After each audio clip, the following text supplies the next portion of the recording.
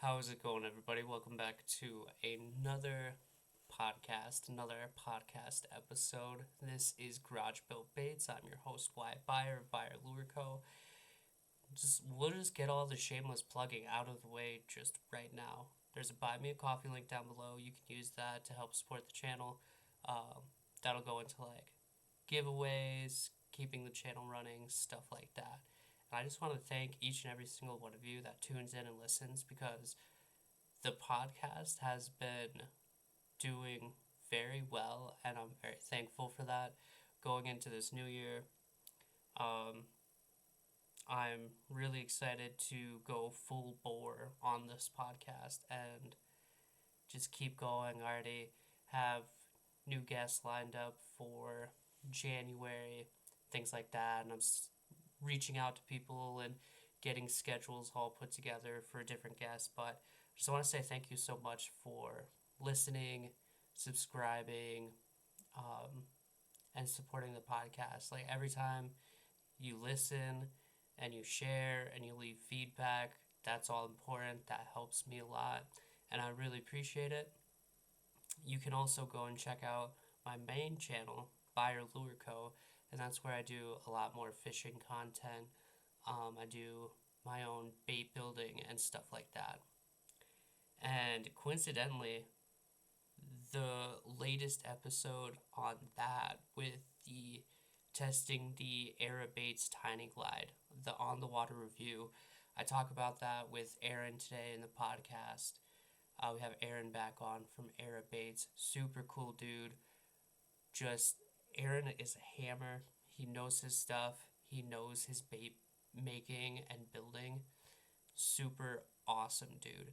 If you haven't, you need to check out the AirBait's Tiny Glide, and now he has the Tiny Swimmer, and he has just so much cool stuff coming out with his company. But anyway, so the release of this podcast episode kind of in lines with my video testing out the Tiny Glide on like an on the water review. I already have had a ton of success with it, but I literally had the best day on the water that I've ever had fishing that bait. So super excited to have Aaron on again. I'm sure he will be another guest here in the future just because he's such an awesome dude. But we'll get right into the video and the podcast. How's it going?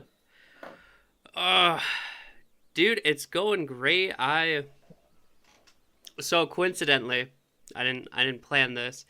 I was like I want to go out. I'm going to make a video like an on the water review of your bait, your Tiny Glide.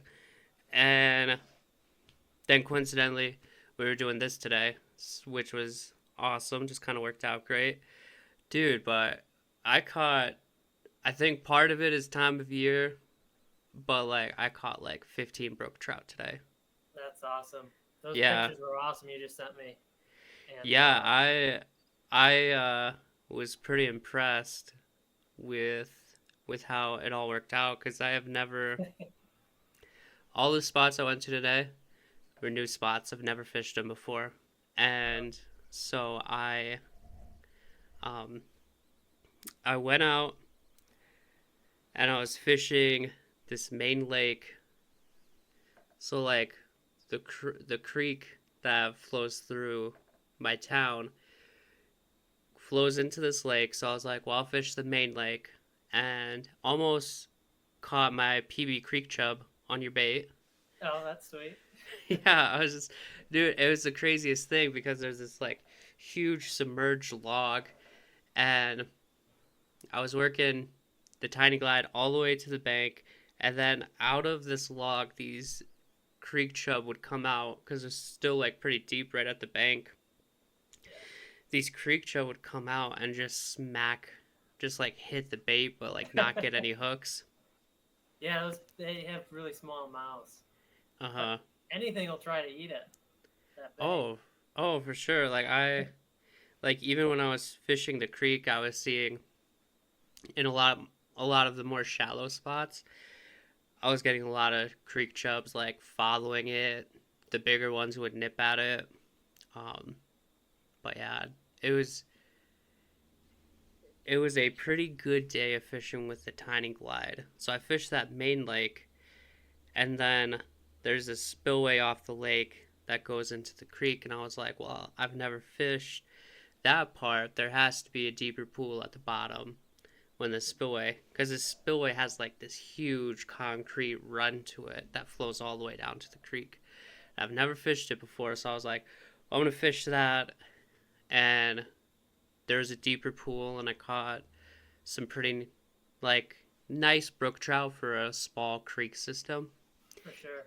And then I went to this other place that I drive by like almost every day to work, and it's just another deep like pool off of this creek, and smashed him there. I caught,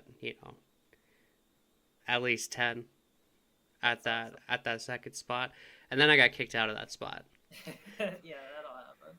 Oh, so it's at like a campground, and I was Yeah. like, well, I'll just go later in the year. Literally, no one was there, and I got to fish it for about an hour, and was catching a lot of trout, and this nice lady came up in a golf cart, and she's like, well, this is actually private property. I think I could fish it if I was on the other side. The other side Okay. is a ditch off of the highway, but I just fished it off of like the campground spot. So I think next time I'll fish it from the ditch. Yeah. It's just Okay. like not. It would just be a little harder. I think it's not as nice of access. I gotcha. I get carried away whenever I'm fishing the creeks. I will just follow them for as far as I can, and we got like laws around here where if you're in the water, you can go as far as you want. So a lot of time I'll just like take off my shoes if the water's not too cold and just walk. Just leave my shoes and walk in the stream for a really long way, and but yeah, it's where are you located again?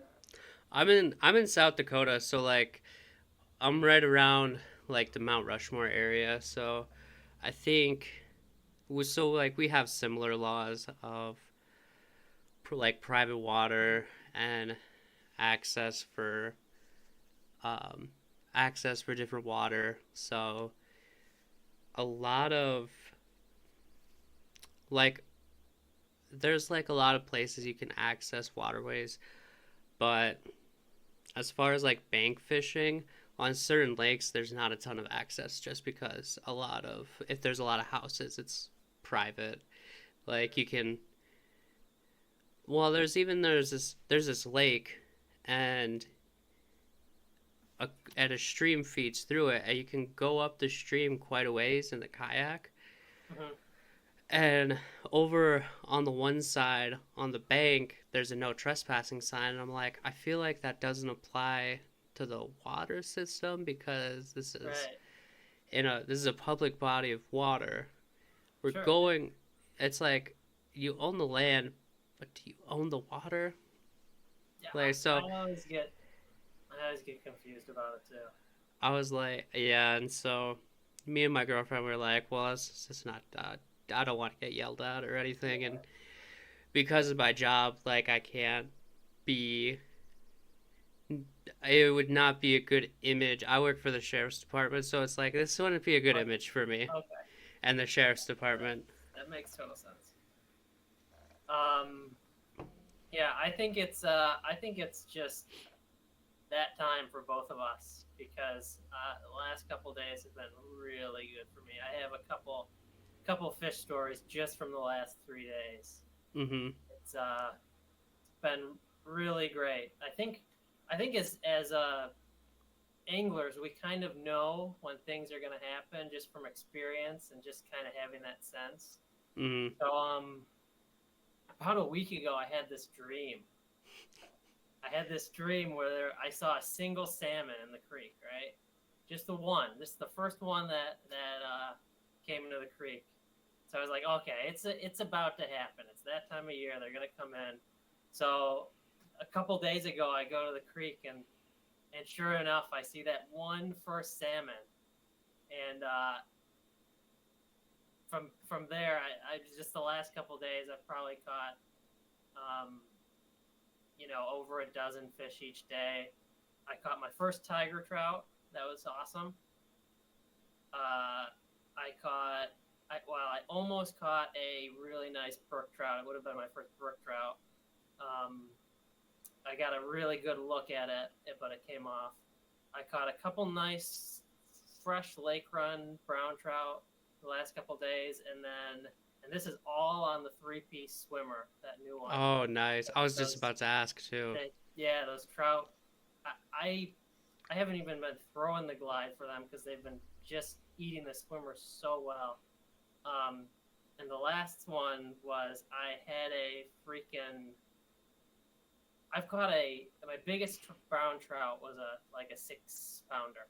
I caught it last year on my BFS setup, and I landed it. This one, it was getting dark. It was kind of like getting a little bit later, and I knew there was some big fish in this little hole, and I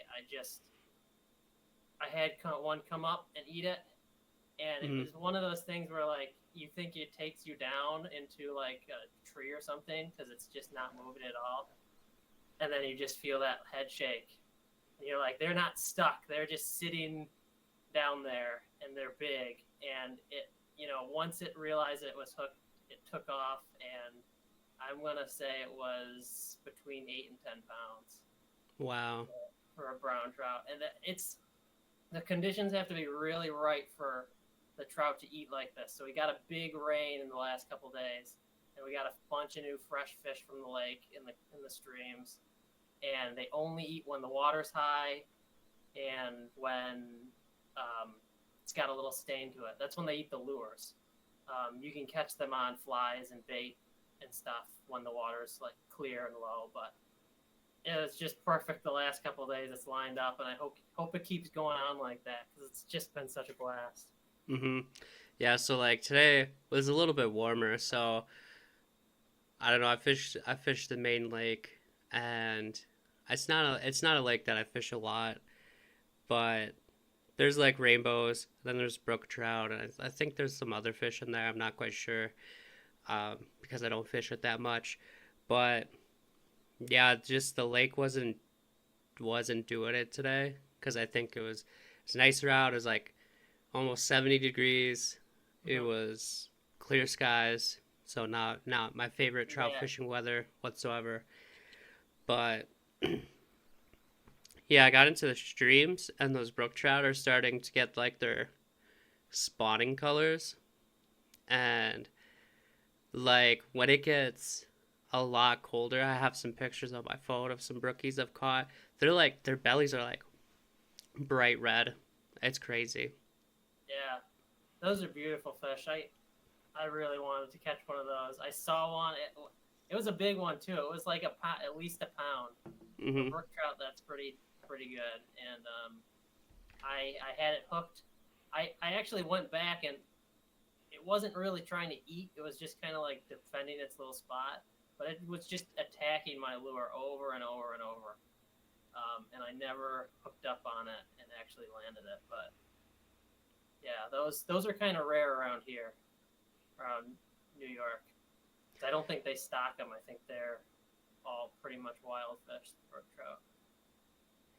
Yeah, so our state record for brook trout, and it's out of a reservoir, so like pretty deep reservoir, just like literally it's down the road from me.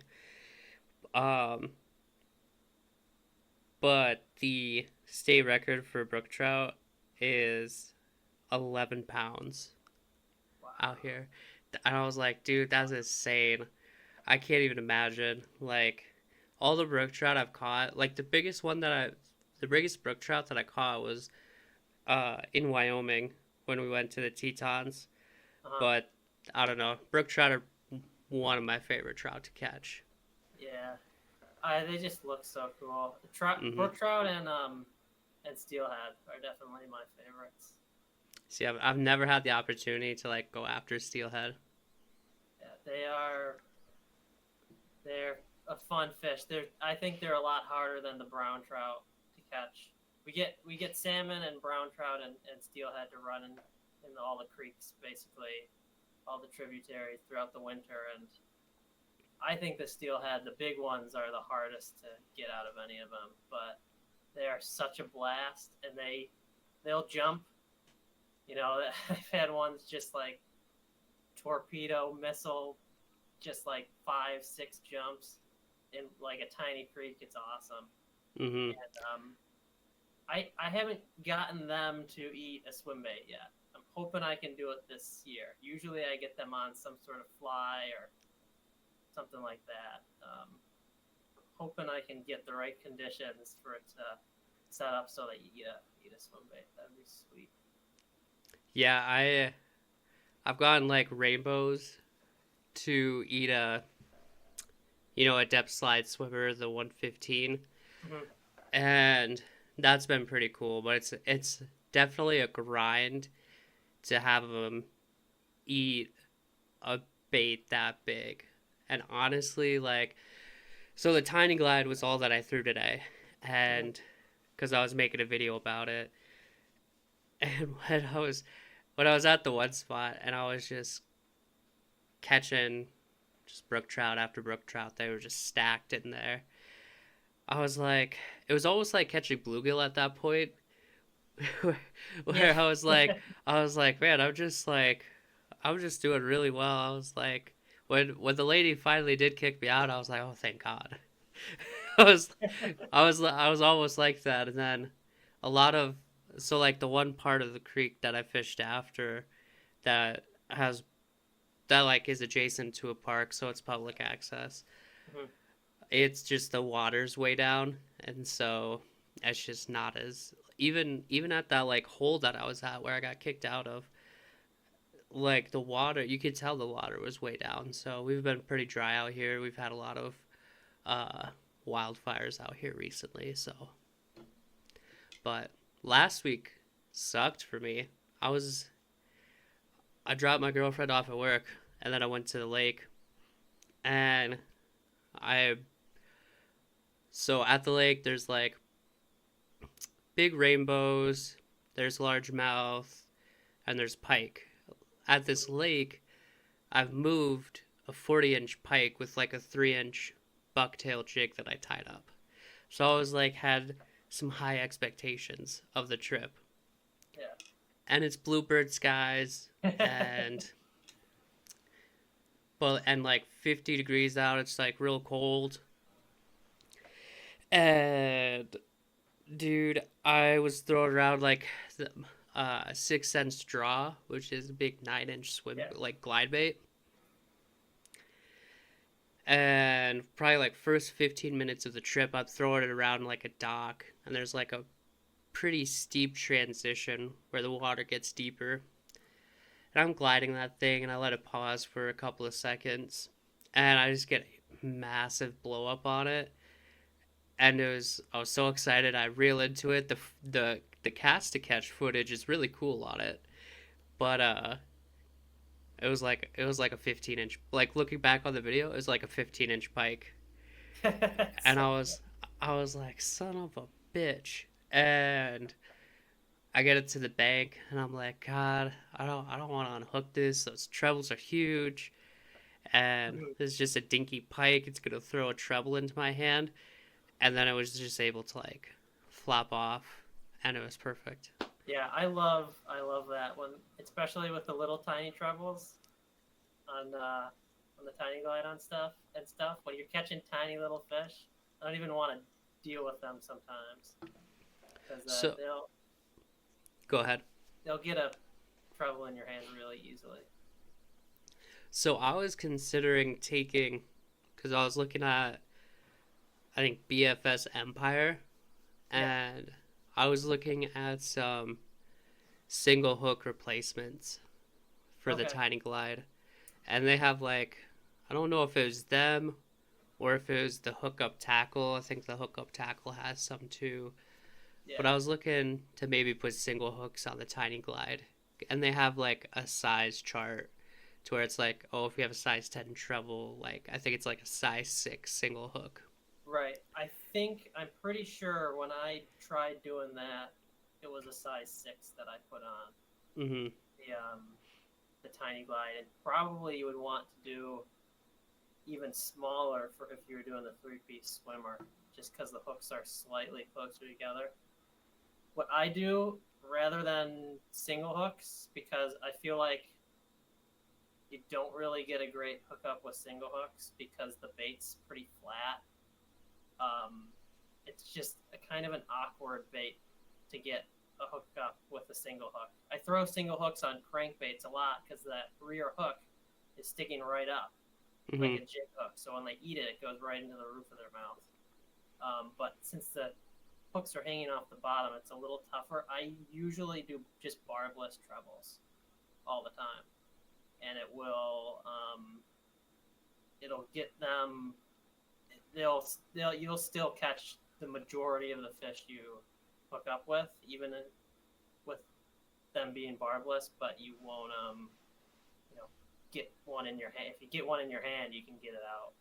Yeah, and maybe that's what I'll do. Maybe I'll just bend the barbs in. Mm-hmm.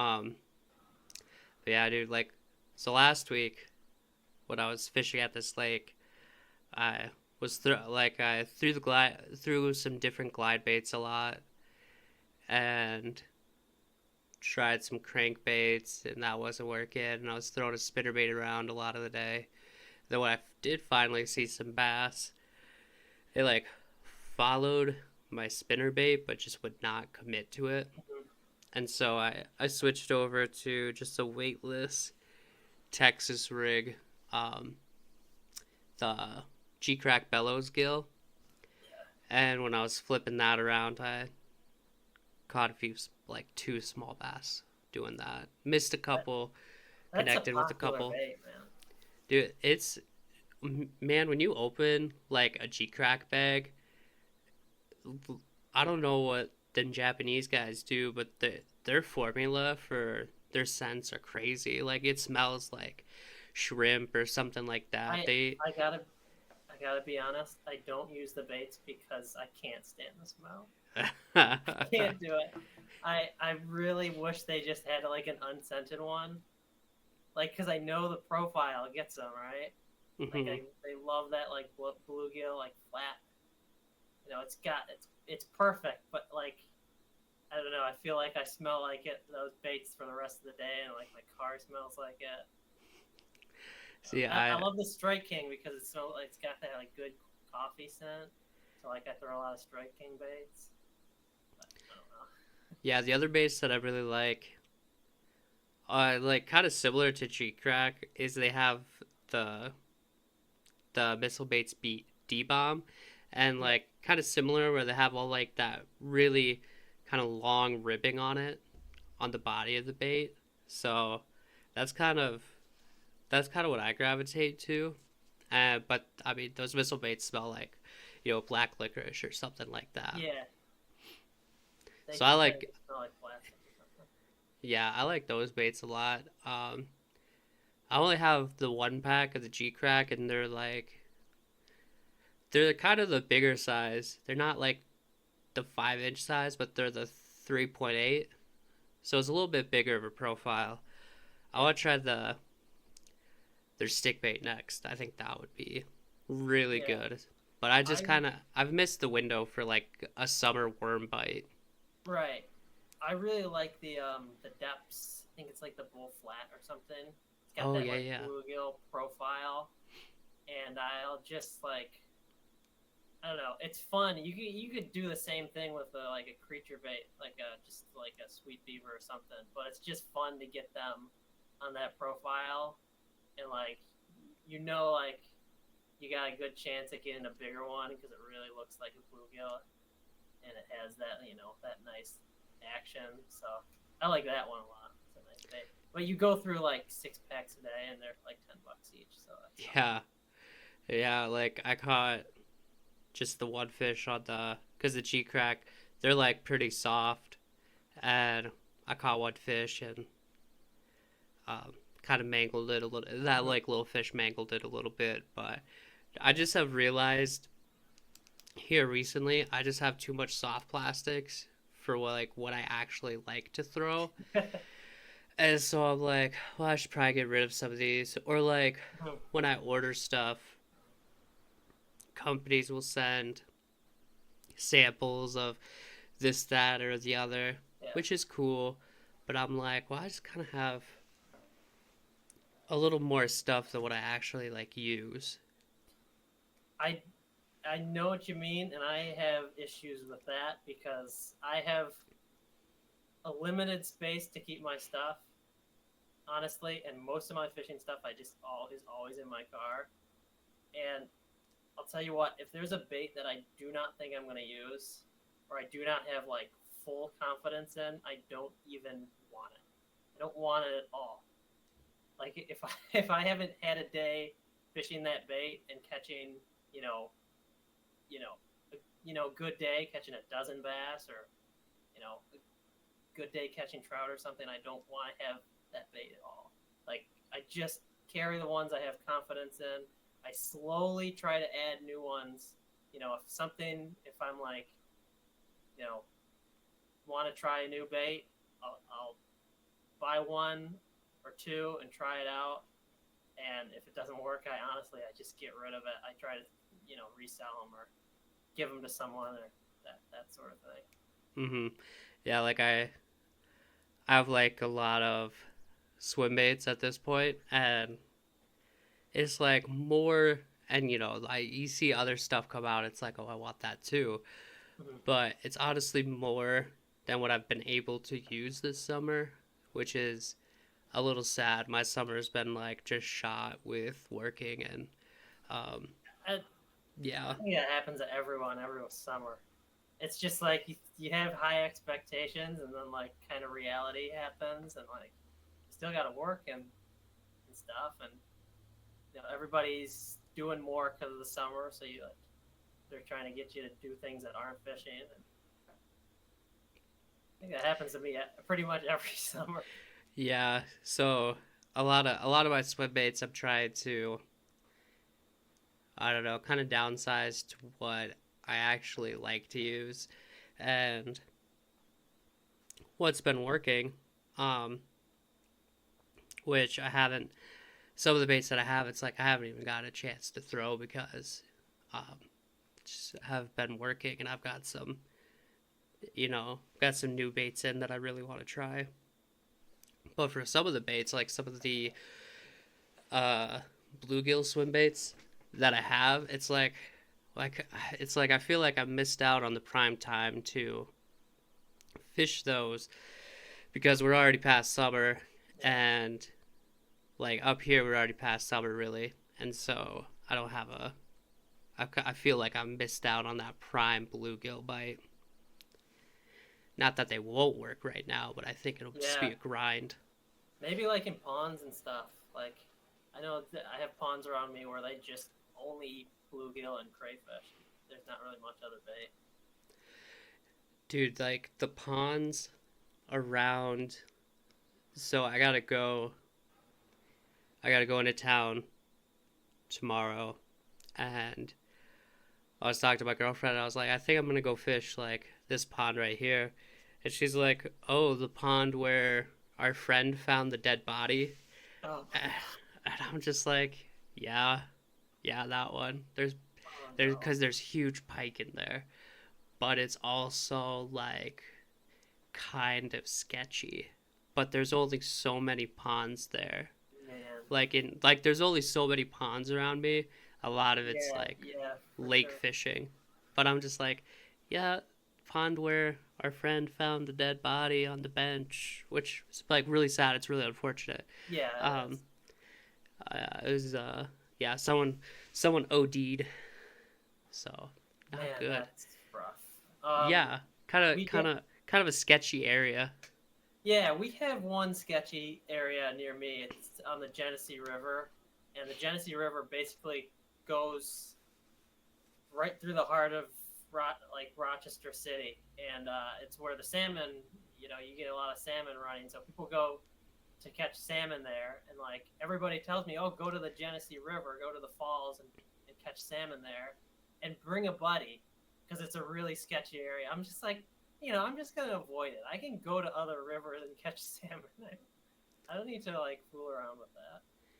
Dude, I've seen some videos of some of the places where they have. It's been recently, and I think some have been in New York, where people are fishing, but it's like both sides of the river, and it's just Yeah, jam packed to people. And then yeah. That's I've seen one where a drift boat just goes in between like all the people. It's crazy. that's so funny. That I don't even know how they manage to not like tangle everything every second. That's I like the Salmon River is I think 2 hours for me, and that's one of the most famous salmon fisheries ever. I think so. Like yeah, there's just people lining the shores there, and I don't have waders. I probably should get them. But one of these days I'll go try it out. But I don't know. There's just something different about fishing when you're like you're near. I don't mind like seeing other people and having a quick conversation, but like fishing right next to like 30 other people is kind of different than like just being out there on your own or with just a buddy and just like finding a new spot that nobody else knows, and that's kind of what excites me. Yeah, so like when we lived in Florida over by Disney, there's a town called Celebration, and Disney like actually like made that town. It's kind of like started out as housing for I think like cast members or whatever, or it was supposed to be something. It was housing that Disney made in that town, but it's pretty touristy right now.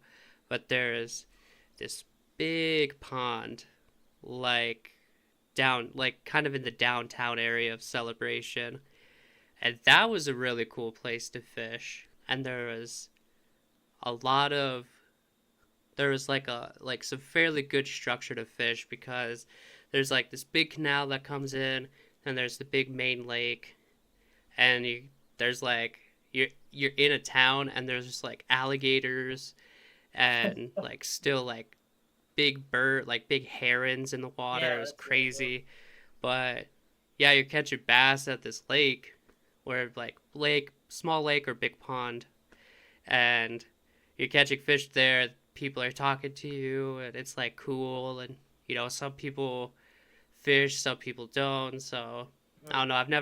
I've never had like a terrible interaction with somebody on the water. I mean, I hope I never do. I've never gotten into any confrontations on the water.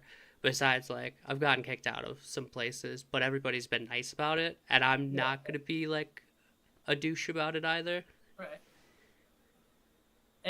Like even if they don't know what they're talking about, I just like would rather be fishing somewhere else rather than talking to them.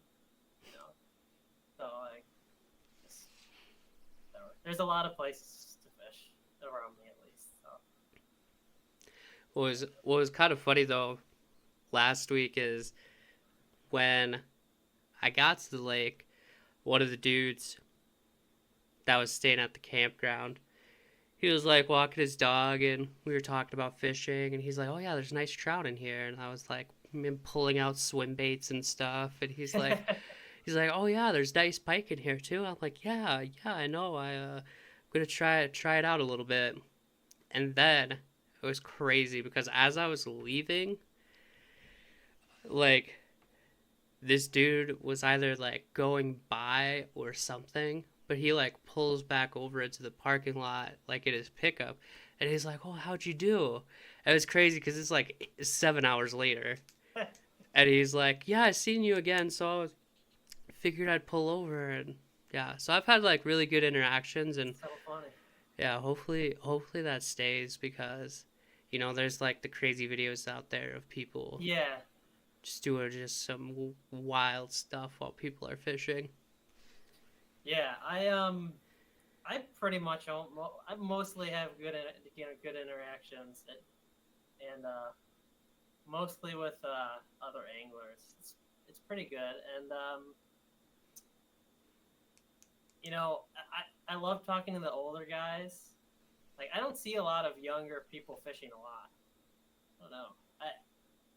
Mostly I see a lot of older people fishing. Like, um, and yeah, it's really cool to see. Like a couple days ago, I met someone who was using like a number 5 spinner, which is like a big spinner, like a blue fox spinner, in like this little creek where I was fishing my swim bait, and like the blade is like as big as one of my, lures. So I'm like, dude, that's a big spinner, and you know, they're big fish in the creek. I hooked up to like a big one, and so it makes sense. But like some of those older guys have, the knowledge that just that you don't you don't see that often, and it's cool. Like that's kind of a fun thing, just to catch them on a big spinner. I don't know. That seems cool. Like it was almost like a pike spinner.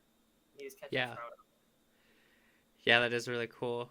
I think my biggest thing when I'm out on the water, and it's like last week I had this like guy, literally I was on the dock, and I was like, last week when I was fishing that lake, I was on the dock and was kind of getting some stuff ready, and I was filming, and this guy pulls over, and he's like, "Oh, like, me and my family are from Wisconsin, and like, we're out here fishing. Where's, like, what should we fish with?"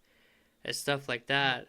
And by that point, I was like, "Oh, I was like, you should go over to that next lake that's popping off. We, because my buddy's son that came out several weeks ago caught, first 10 minutes, he caught a 20.5 inch cup bow. Okay, And cool. that was really cool. Like, kid's 6 years old, and it's just a hammer. And he made sure that he let us know that whole day that he caught the biggest fish. Oh yeah. And he let everybody know that we went by that he caught the biggest fish. It was funny. But this guy was like, "Where should we fish at?" I'm like, "Yeah, you should go fish at that lake over there." And usually I have in my bag, usually I have trout stuff, but for this trip last week I was like, I'm not doing any BFS. I'm strictly throwing conventional and swim baits for bass and pike. Like, you know, Mhm. big pike, not, little 15-inch Yeah. pike that I end up catching anyway. Um, but usually if I see somebody out on the water, and if they're not from here, I'll usually I'll be like, "Oh, here, take some of these baits." Like, usually I have like small paddle tails and jig heads. Those work a lot for trout in my area, but I didn't have anything like that with me. So I was like, "Hey, just like fish with what you have. It should work." Because one of the things I don't like doing is telling people like what lures to use if I'm not with them. Because Yeah. when I'm like doing my Airbnb trips and taking people trout fishing, with them, I'm there to instruct them, because it's like that's the bite that I know. Uh-huh. Versus, I don't want to tell people like how to get onto my bite. It's like you gotta figure Oh yeah. out I know what you mean. your own bite and what they want, what works for you. I have so much trouble with that. I used to try, like, people would ask me like, what should I do? Where should I go fishing? And I really, it's we're good anglers compared to most people, you know, and like to try to explain some of the stuff that we do and have fun with is like if they tried it, they would not have fun with it. It's just too advanced. So like now, I just like I try to keep things as simple as possible for people who ask me, what, how to catch fish. Um, it's tough though, because like it's hard to judge other people's knowledge of like fishing and stuff, and like you know what is gonna work. You and Hmm. me know it's gonna work, but you don't know if somebody else could actually do the same thing. Yeah, I could have given this guy because he just like pulled over, came and talked to me, and it was supposed to be like this really quick interaction, which it was, but I could have like given this guy this whole seminar about Yeah. this is what's in the lake, this is the forage in the lake, like this is how you rig something, this is the line you should use. It could have been like a whole thing, but that's also like how I catch fish there. I don't know if that's gonna necessarily work for you, which is kind of crazy, like how people can get on different bites. I think that, and how I like to fish is a lot different than how people around here fish. Yeah, yeah. Yeah, that's always a tough one. Just it's a hard subject because I have people. I mean, even just my location. Not even in New York. Not a lot of people fish. So if I say like I make fishing lures, or I fish with a certain lake, or I fish with for bass or with swim baits or something, people don't even know what I'm talking about. Like the majority of the time, and someone just asking me to what they can do to catch fish is like almost impossible to like just get a beginner angler on fish if you're not there with them. I will say if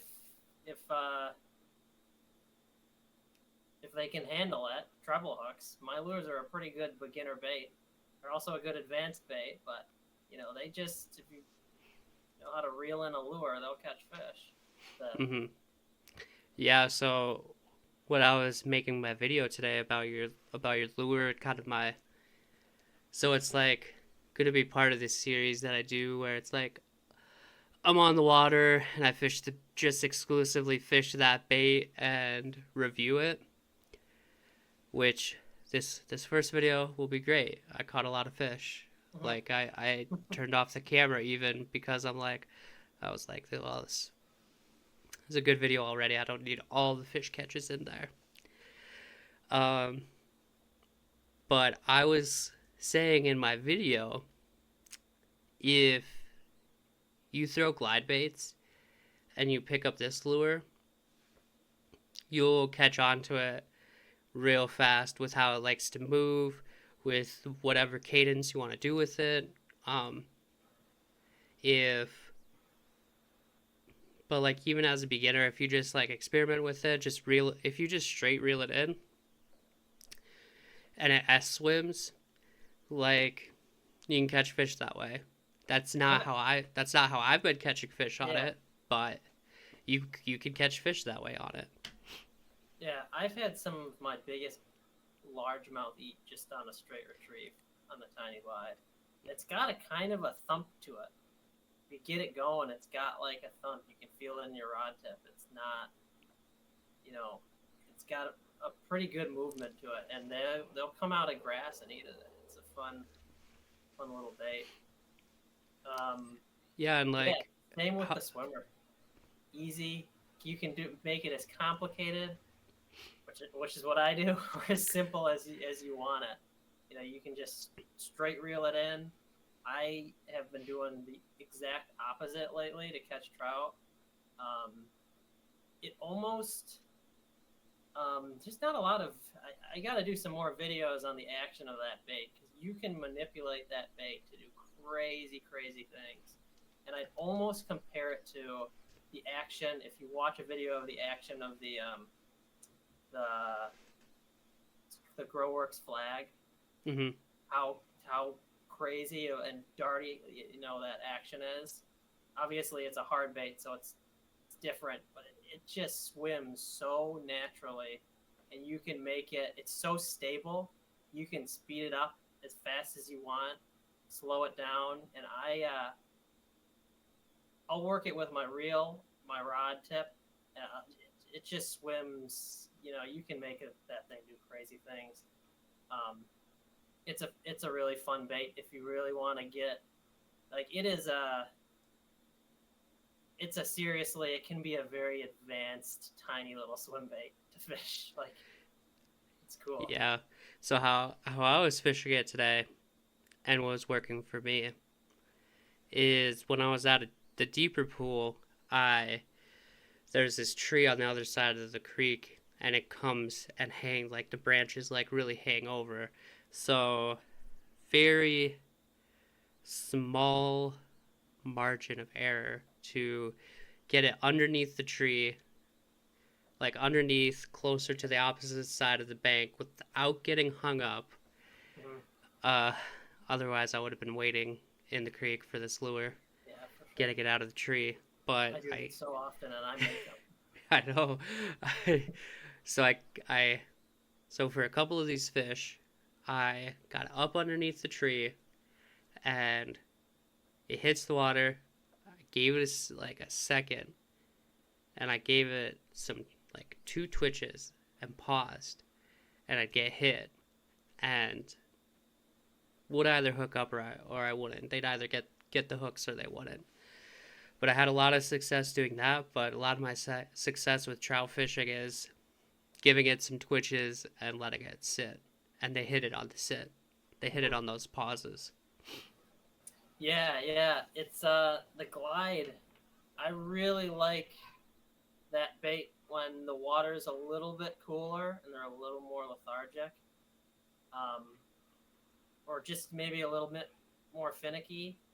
If you let that bait sink, sorry about that, I've got dogs are going crazy upstairs. If you let that bait sink and just twitch it with your reel. Don't twitch it with your rod. Just what I'll do is I'll when they're slack in the line, I'll turn my reel handle just to take that slack out of the line. And all that does is it just turns it the opposite direction. It's a really subtle twitch back and forth, and they'll hit it in really, really cold water or when they won't eat anything else. So that's kind of like what if I'm fishing really aggressively, if I'm fishing fast, I fish the 3-piece. If I'm fishing slow, most of the time I'm fishing the glide. That's how I kind of decide. But yeah, it's a good lure to twitch back and forth. Yeah, and I go over that in my video too. That could be a pretty good video coming out because, like, am doing. I don't know how well it shows up on the GoPro. I didn't want to bring out my other camera, but I'm explaining like what you can do, and it's like you can do rod inputs, and you can get it to like just dead walk back and forth, or you can do reel inputs and you can like glide it back and forth, but it'll come faster towards you in the water. Yeah. Versus dead walking, you'll have those. You can get pretty wide glides out of this little bait. Yeah, it does. It goes like, for a tiny little bait, it goes quite a distance. I don't think you've played around with the sync system, the variable sync system yet? Not yet. I was gonna buy some when I tried to get in on the swimmer drop this last time around, but then my girlfriend and I were out and about doing something, and I totally just forgot about it. And it seemed like it did go like really quick. But I'm gonna try to get one, and I really do want to get the weights because I think in faster water, like faster current, it'll be like a lot better for that situation. And then when I'm fishing these lakes and reservoirs, some of them are pretty deep, and being able to have that sink a little faster and fish deeper with the bait will be really good. Yeah, so I've been using the weight system obviously for a little while now, and I think it works great, which is why I'm selling it at all. make it as simple or as complicated as you want it, just depending on how advanced of an angler you are. Um, Simply, if you put the weights in, it's going to sink faster. So that's awesome. If you're really in tune with your gear, like I fish these baits all the time, I know exactly how everyone works. So when I quick lesson for resin swim bait making is every lure is going to be slightly different because they're not, you know, they're not as consistent as just regular lures because how you make them is different. So you're using a scale to measure out the resin and the micro balloons that goes into making the bait. So I have very accurate ways to make each bait as close as humanly possible to the same as each other. But still, I can tell when one, sinks just a tiny bit faster than another one. And when I want them to do exactly what I want them to do, that's kind of when I use the system, the variable sink system is when when I think, oh, I tie on a new bait and I'm like, oh, this one just seems to just have a little more buoyancy than the last one I was using. So I'm just going to put one of these weights in the belly or one of these weights in the nose. And that's going to just, tune it to be exactly like what I want, what I'm used to. So basically, it can be just a fun way to, make your bait heavier or, take them out when you want to not sink as fast. But when you have your gear tuned in really, really well and you know exactly how each bait, acts, it's just a way to you can keep every bait the same with the system. So that's kind of just a neat little way to do that. I haven't seen it a lot, and I think it's easier to with bigger baits to make them consistent. Just because you're dealing with bigger, much larger quantities of resin and micro balloons and stuff. But the little ones, it's pretty tricky. It's pretty hard, and just this little accessory, you can really dial it in each one yourself. Yeah, I'm really excited to get my hands on some. I'm just thinking of like this really specific scenario where I was fishing at this spot and there's like I see these like big 25-inch rainbows, like just these two of them just cruising along towards the bottom, and it's like I can see these fish but I can't get my bait down there fast enough. So I think that's gonna be these real clear reservoirs around here. I think it's gonna kill. Yeah, dude, and that bone color just does it. Like you don't have to have any color on that bait whatsoever. It does really well. I was actually just thinking when you said clear water, I'm like, you know what, you might want to put like some darker colors on that, like some, my favorite trout color. I did a really small run of them a long time ago, and I called it Era Blue. It's got like this pale white and like blue with a black back, and it's just like really dark. And I don't sell a lot of the dark colored baits anymore because like I think the part of the fun is being able to see your bait. Mm-hmm. And if you can't see your bait, it's easier to get hung up and stuff. But darker color baits and clear water is kind of the way I go. But if you got any stain at all, any stain, or even most of the time clear water, all I throw is bone. I don't bother with anything else.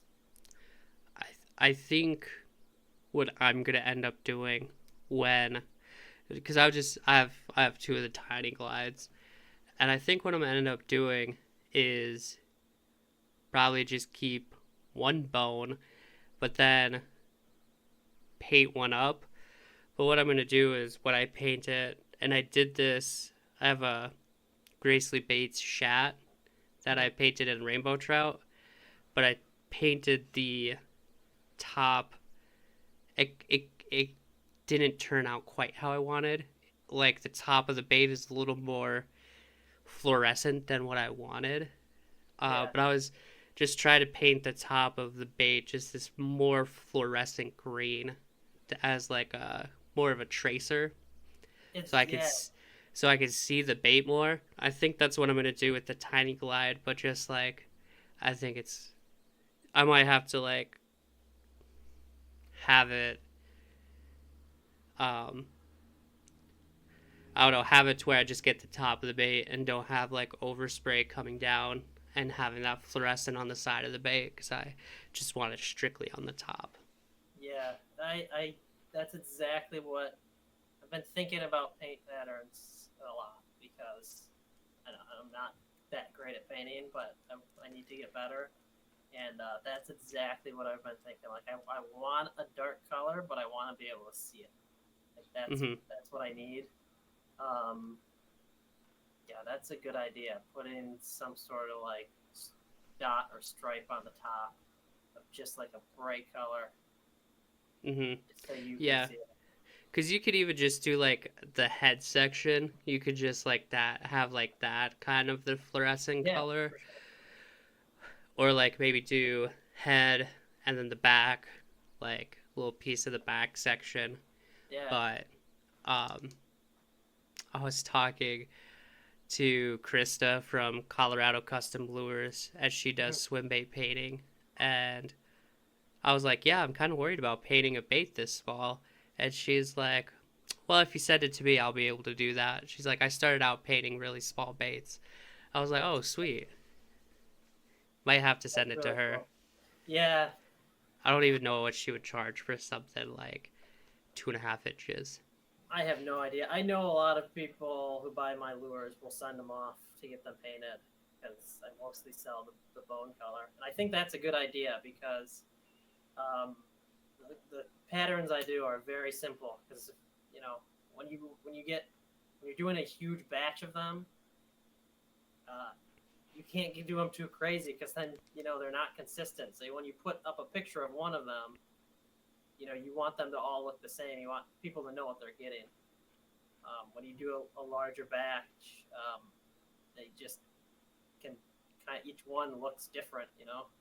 Mm-hmm. So yeah, that's a good idea though. Yeah, if I was to like do scales on your bait, I would have to find something like some kind of screening that has just super fine, super tiny Mm-hmm. because your bait's so small. Like all of the stuff that I would have to have right now to do scaling, it just would make too large of scales for that bait. I feel anyway. Yeah, for sure. That's. I only have found one netting that works well. That looks good. So That's why all my lures have that diamond scale on it. Mm-hmm. The ones I paint because it's just the same netting that I get at the same place every time. Um. So with your experience, and I don't know a ton about the fishing near you, but what would you consider like a super underrated fish to catch? Okay, I really like that question. Um, Man, that's hard because the people who are into fishing around here are really into fishing, and they don't think fish are underrated. Um, I love I I fished at my brother lives on Oneida Lake, so Mm-hmm. I fished there a lot. And when I was growing up, um, there's big catfish in there, and sometimes they'll just eat a crankbait, and that like is really fun because that's I don't know, that's a really fun fight to catch a big catfish on just on a crankbait. That I don't know. It's some. I love catching bluegill. I mean that's just underrated everywhere. Go out with tiny glides. Like there's so many fun lures you can catch if you live near water. you don't think you have the best fishing around you, like you can find water that's got some sort of fish in it, and a lot of the time it's just bluegills and stuff, and you can, I literally created these swim baits, but air baits, so you could experience a swim bait by catching whatever fish that's gonna attack your tiny little swim bait. So you know that's a really fun bite. I don't know if you don't know about fishing and you're around here. Most of the people I talk to that don't know about fishing, I mentioned salmon and steelhead, and you know in the creeks that are basically like in the city around here, and they're like, really, there's salmon in there? Like, yeah, it's so that's pretty cool too. A lot of people just don't know about like what's going around on around them. So I don't know. There's so many opportunities. I could go on forever with just the fishing opportunities in New York. I think it's one of the best places in the country to be an angler. It's got a lot to offer. Yeah, I would say, like, so on the swim bait forums, you see people will like catch catfish on a swim bait, and they're like, "Oh, I got catfished," which is like funny. But I would be pretty darn happy if I caught a big catfish on a bait, and I don't feel like people know how predatory catfish can be. Especially like if you're in an area with flathead catfish, like they eat bluegill. So if you have bluegill and you have flatheads, you could throw a bluegill bait, like a bluegill imitator, and catch, or you can throw, uh, big paddle tail swim baits, and flathead catfish will eat that. I think that'd be so cool. Yeah, absolutely. They chase down lures here around the spawn when they eat baits. They get really aggressive and they'll chase down lures. Have you ever seen those videos of like Wells catfish and stuff eating Yeah. like that's crazy. Yeah, like people will catch them on like big ploppers or swim baits, and they'll be like in a float tube I and just know. catch I these wouldn't even huge want to fish. be touching the water near those fish. That'd be crazy. I would say kind of an underrated fish that I like to catch.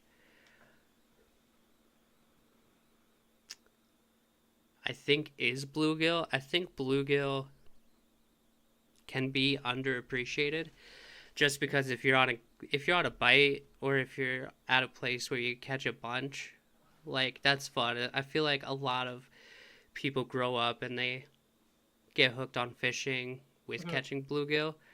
But when I was out a couple weeks ago and I was catching like some really nice trout, but then I got on a little bit of a bluegill bite and I was like, this is way funner than catching trout. I'm like, this is so, like, I caught a bluegill like that, and I was like on my BFS gear, and I was so excited. That's so funny. I earlier this year I got onto just a school of massive bluegill. I was fishing for bass, and I was throwing a Carolina rig with a 3.3 Kitech on it, and just jumbo bluegill. And I couldn't leave. It was just too fun. I don't know why. It's just out there in like 20 feet of water, eating a little swim bait on the bottom. It was so strange, but it was a blast. Yeah, I was throwing, I think they're 3 inches, but they're little Bass Pro XPS. I think they're called a speed shad. They're a little paddle tail, kind of like a Kitech, except they're a lot slimmer of a profile. Right. And I was just fishing that really slow on a swim jig head. I think it was like 1/16 or 1/32. I was just fishing it real slow, and I was catching trout that way. But when I started like casting more towards like the reeds and a little shallow and a little more along these weed lines, and was catching bluegill. That was so much fun. I enjoy the shit out of some bluegill fishing, and I don't do it nearly as much. And just with doing it on BFS is just a ton of fun too. Yeah, absolutely. I use those little paddle tails in the creeks all winter. And when the water gets low, I caught my first ever steelhead sight fishing. I sight fished it, and it's a big school. Like there was maybe 3 or 4 of them, and I caught like one of the middle-sized ones. But like I was just dragging it across the creek, and it went after it, and I saw everything. I saw it eat, hooked it in the mouth, everything. It was perfect. That was a couple years ago. Yeah, those little paddle tails are something you always have to have. Like if you don't want to have a terrible day of fishing where you don't catch anything, always have like a 3-inch paddle tail. Yeah, I think that just little paddle tails are probably just one of my confidence baits, because you can like have a paddle. I mean, granted, last week I was throwing my 8-inch Mega Bass Meg Draft paddle tail, and I was getting bit on that. But if I would have had my 3-inch paddle tail, I would have probably caught like some trout and whatnot, maybe some bluegill and some little bass. I think I should have last week brought my BFS setup just so I could have felt more confident. It's like, oh, I actually know how to catch fish. Yeah, that's sometimes we'll skunk just because we're throwing what we want to throw and not what they want to eat. Yeah, exactly. Last week I brought like a variety of stuff. I brought like all of, like kind of the fall time staples, but as soon as I seen the bass like physically follow my spinnerbait and not commit, I was like, okay, they don't want anything moving, and so I am super adamant about not throwing a Ned rig. I just like have it I just have it in my mind, like I have Ned rigs. I just have it in my mind that I'm never gonna throw one, and I never bring them, even though I'd probably catch fish on them. I just like, I'm in the Midwest, and the Midwest is all, kind of like walleye and smallmouth and Ned rigs, and I just can't bring myself to throw a Ned rig. Yeah, I know what you mean. Something about, like, I will throw a little tiny craw or something on a Ned head, but the typical Ned rig straight tail worm, just like something about it is off-putting to me. Like it's just too stupid for me to even want to throw. Yeah, see, I think I would like, so like those, like, like you said, the little straight tail. I don't have any of those. All my stuff is like little craw, like, crawfish based. And how Mr. Ned, so a lot of people fish it off the bottom, but I can't remember the guy's name. His name is Ned, obviously, but I can't remember his last name. But how he says you're supposed to like fish it is kind of like not letting it touch the bottom and just kind of letting it pendulum, like retrieve it, but kind of like raise your rod tip and reel in, and raise your rod tip and reel in. Not so much bottom contact is what it seems like how he kind of designed it to, or not designed, but like intended it to be fished. So, I mean, we have a lot of craws in our lakes, so I might have to break down and throw it on BFS or something to make it a little more cool. I love hair jigs. I don't know if you could get into that. Some hair jigs can be really fun because like you can literally make them yourself, and they're eating nothing but just some hair or feathers and a jig head. Like Mhm. that's kind of cool to me sometimes. Like Yeah, so I that. I do have some hair jigs that I've made. I um at my last job, I've had some people like during deer season. I'm like, hey, give me some tails, give me some deer tails, and Mhm. if like literally when they bring in a deer tail, it's like there's still bone and meat there. So, Oh, so processing out the whole thing, drying it out, fleshing it out, and drying it. Um, and then I've dyed a few, which has worked really well with straight up just like vinegar and food coloring. okay, that's cool. Longevity, I don't know, but I do have some hair jigs. The brook trout that I caught in Wyoming when we were at the Tetons, I did catch that on a hair jig I tied, which was really cool. Yeah, that's awesome. I bet if the dye, isn't as like one thing I hate about the hair jigs you buy that are dyed is that they're so bright. Like I See? want like a hair jig, if it's got like pink or like I want like very light pink or like a light gray on it or like a light Mm-hmm. green. Like that's, I fish a lot of just like black or white. I don't want like bright pink or bright orange or something on it for a Mm-hmm. hair jig. Just what the creeks I fish. Yeah, so like how so when you do it that way with like vinegar and food coloring with how I did it, and you let it sit in there for a long time, like 24 hours. And then I dried it like when I pull it out, I dry it with a hair dryer right away. Uh-huh. And they don't come out super like vibrant and neon. They're still like they're lighter colored, but I Yeah. think that's perfect because it is more subtle. And so when I tie like rainbow patterns, so I'll do, kind of like I'll do white, then a little bit of the pink, and then I'll do a darker top. And if I'm feeling frisky, I'll put some like flash in it. Yeah, absolutely. Yeah, that's you're gonna love how I make hair jigs.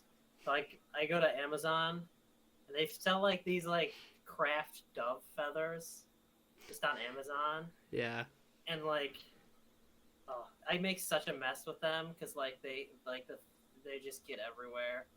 But I just buy the plain lead head with like white dove feathers and just use like some red thread. That's it.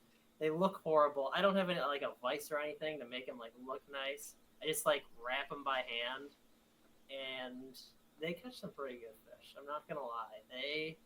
I hooked I've caught a bunch of nice brown trout and steelhead. I hooked like a 10-pound steelhead last year that just bent out the hook. So now I'm using better hooks than the crappy little crappie hooks that I was using last year. But um, yeah, I love a little hair. I love them for bass too. Outcast tackle is just like designed like a new hair like Ned hair jig. I'm like that's perfect because I hate dealing with like the Ned plastics because like I just use like if I'm gonna do it I use a half of a Senko. Hmm. Like if I hold like beat up wacky rigs, that's what I use. But like to not have to change out the plastic, they just put hair on a Ned head. It's like that's perfect. That's what I need. Yeah, I have like a lot of hair jigs that I've tied up, and a lot of them are on smaller jig heads, so I probably should throw them more, especially when it gets colder out. Um, I do have the Z-Man little flashback mini, Mm-hmm. which I absolutely hate the trailers that come with them. I will I will die on that hill. The trailers that they come with are absolutely trash. Like I've fished with them and I was like, these are weird. These are not even like any of their Elastec stuff. Yeah. I was just like, these suck because the minute that I swapped out that trailer for something that I liked, I maybe it was a confidence thing, but I was started catching fish on it. Mm-hmm. but I do have a couple that I think I'm going to um, make like tie some hair onto and have like a vibrating hair jig, if you will. Something different. I think it'll be a lot more That's subtle. really cool.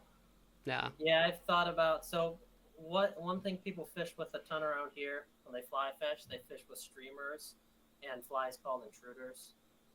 And they're like big hair. They're like the same size as like a hair jig, but you just are fly fishing with them.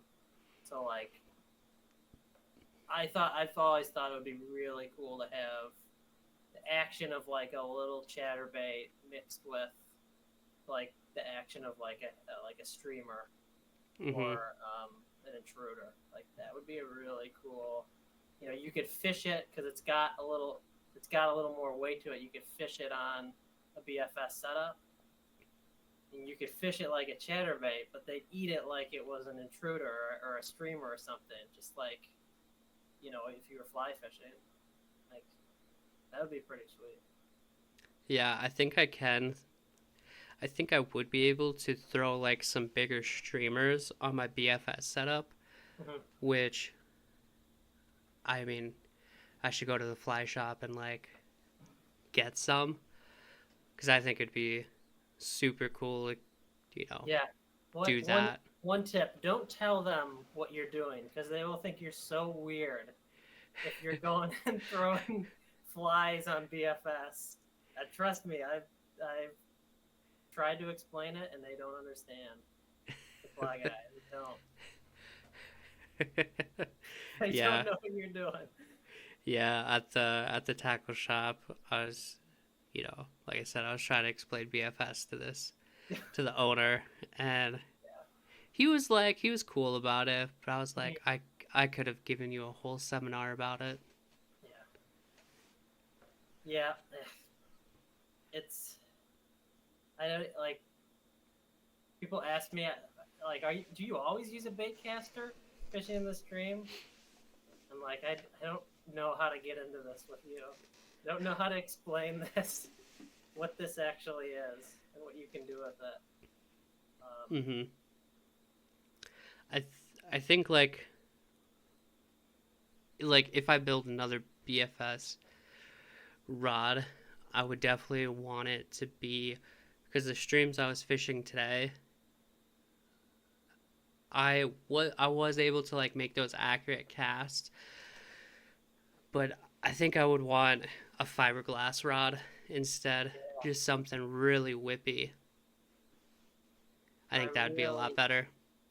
That's something I really want to try because I'm really particular about my rods, and I honestly probably design a pretty cool rod, but I think that, you know, the brands that already do it, like Daiwa and Cashin and all the brands that I use, they've got it so dialed I could not even come close to the stuff that they make. I would really love a BFS rod and reel setup that throws like this type of thing, like tiny little flies, little just that type of thing, so you can fish when the water's clear and they're not eating swim baits anymore. You can still cast right under that tree or right under that you know, right next to that laydown or something, and still get that fish to come out and eat it, you know, just with fishing that type of thing. Because that's I kind of fish like, I think we talked about it last time, there's different ranges of BFS. I kind of fish like in the almost like the biggest range. Like my gear is like geared toward bigger BFS stuff. Like I just, after I broke off that 8-pound brown trout, I put 8-pound test on my reel, and I was fishing 6 before. But like that 8-pound on a BFS reel is like fishing 22 on a conventional, Mm-hmm. conventional bait caster. So It's I love a BFS setup that's like ultralight glass, and you can fish 3 pound line on it and still land, fish. Mm-hmm. Awesome. Yeah, I definitely agree with that. I feel like as well I'm fishing more on on like the bigger side of BFS because I'm throwing your tiny glide. I'm throwing little paddle tails and mini chatterbaits and small jerk baits, stuff like that. Like stuff that's I think would be considered more power BFS fishing. Right. Um, versus I don't like throwing like little trout magnets anyway. It's kind of Right. not Yeah. it's not really I have caught a lot of fish on them, but it's not really my thing. Hmm. Um, so I think having a combo to actually do that or throw little fly like little nymphs or Yeah. stuff like that would be really cool. I just don't have a setup for that right now. Yeah. Absolutely. They even like little. They make little tiny like sculpin flies and stuff. You Mhm. could just like fish like a paddle tail on the bottom, but it's just a little bit different presentation. You could totally, just cast that easily on a bait caster and fish it really well. I've tried fly fishing before, and it's not a natural thing. Honestly, I picked up my ultralight spinning rod the other day, and just like 5 times in a row sent my lure into the trees. I can barely use it anymore. It's so natural to fish with a bait caster now. Pretty much the only time I'm using spinning stuff is if I'm fishing with a float in the creeks for float fishing. Yeah, I was talking to my girlfriend because on our trip to the Tetons, I was like I really don't have like a good rod to like travel with because a lot of these places we're going to like mountains and I want to trout fish, Yeah. but I don't have like a travel BFS rod or really like a nice like travel spinning rod. Which throwing my ultralight spinning rod when we were out there because that's kind of like the only two-piece rod I have at the moment. Hmm. I Yeah. was Same. like, yeah, I was like, oh, this is weird. This is a lot different than what I remember, but I love that rod. I think it's an older rod that I redid, like new grips, new guides on it, new handle, and it fishes so good. Like, it's super, it's ultralight and it's super moderate, so it's whippy. It's super parabolic. It's the it's what I want for my next BFS rod, basically. Yeah. For Um, sure. Yeah, I know what you mean with having a multiple piece rod. I was actually at a tackle shop a couple days ago, and I picked up the new Daiwa, like the little tiny, it like collapses down into the handle, so you're literally carrying this much. mhm. Um, like I totally need one of those because I find myself not that I mean I'll be honest, I carry 10 fishing rods in my car at all times. Probably not the smartest move, honestly, but I I do it in all my gear. So usually, if I have my car, I can fish. Um, but I totally need it for. I'm gonna be in a situation where I'm taking a trip or something, and just need something to put in my pocket. Um, Mhm. yeah. I So some there's some in always there's always another rod you need to buy, right? oh for sure because then if I have the BFS travel combo, which like I wouldn't buy like individual reels for those. I would just bring the reels that I have. Yeah. But then I'm like, well, I need a travel swim bait rod, and it's like, well, now I need a travel conventional rod. Yeah. So Absolutely. And the reels, honestly, those get me the most because like I'm gonna need one with braid on it, so I can throw top water. I'm gonna need one with straight fluoro on it. Um, so I need to bring 2 reels now. Like that's ridiculous. I don't throw a lot of mono just because I feel like it breaks for me a lot. But yeah, there's always something else you need, isn't there? Yeah, some insight onto my next project. I have a 6-foot piece of bamboo uh, in my kind of work area right now. Mm-hmm. And I've watched some videos where some dudes have like made some rods with bamboo. I'm not talking like the bamboo fly rods where it's like 6 individual sections. Yeah, I'm yeah. talking like a straight one piece of bamboo that's carved into an ultralight rod. Wow. So that's the next project at some point. You've seen videos of people doing this? Yeah, I'll send you one of the videos. There's literally where I live. There is bamboo in the backyard. And now you got me thinking. Dude, yeah, I fucking had to like order some bamboo. I ordered some off of Etsy. And yeah, dude, I don't have bamboo out here, man. Cause, dude, I don't have any bamboo out here like naturally growing, dude. If I grew bamboo, I think people would be really upset. Yeah, I think so too. But I also think you have a problem when you're ordering bamboo off of Etsy. Dude, it was cheap though. It was cheap. That's good. Dude, I've already made some chopsticks, so it's okay.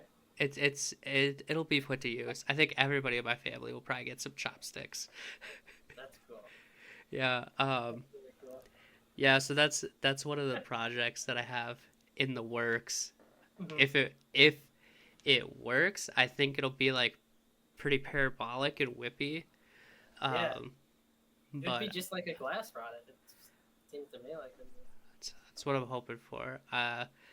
And my goal and my idea is to like have this as a winter project because I'm not going to be out fishing, and then when spring comes and the trout are really aggressive in biting, it'll be a good opportunity to test it out.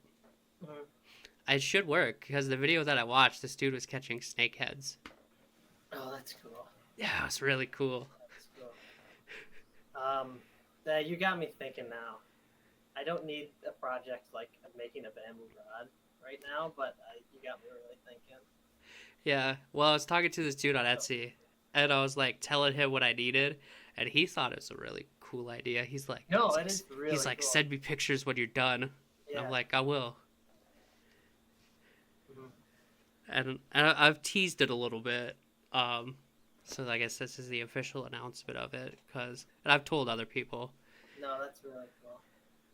I think it'll be pretty sick. How do you think the sensitivity will be? I have no idea. Because I've never fished like a bamboo fly rod, but apparently those are just like the fucking best thing ever to some people. That's what I've heard. So like that's why people spend like 10 grand on a bamboo fly rod. Yeah, literally, it's crazy. Yeah, that'd be interesting.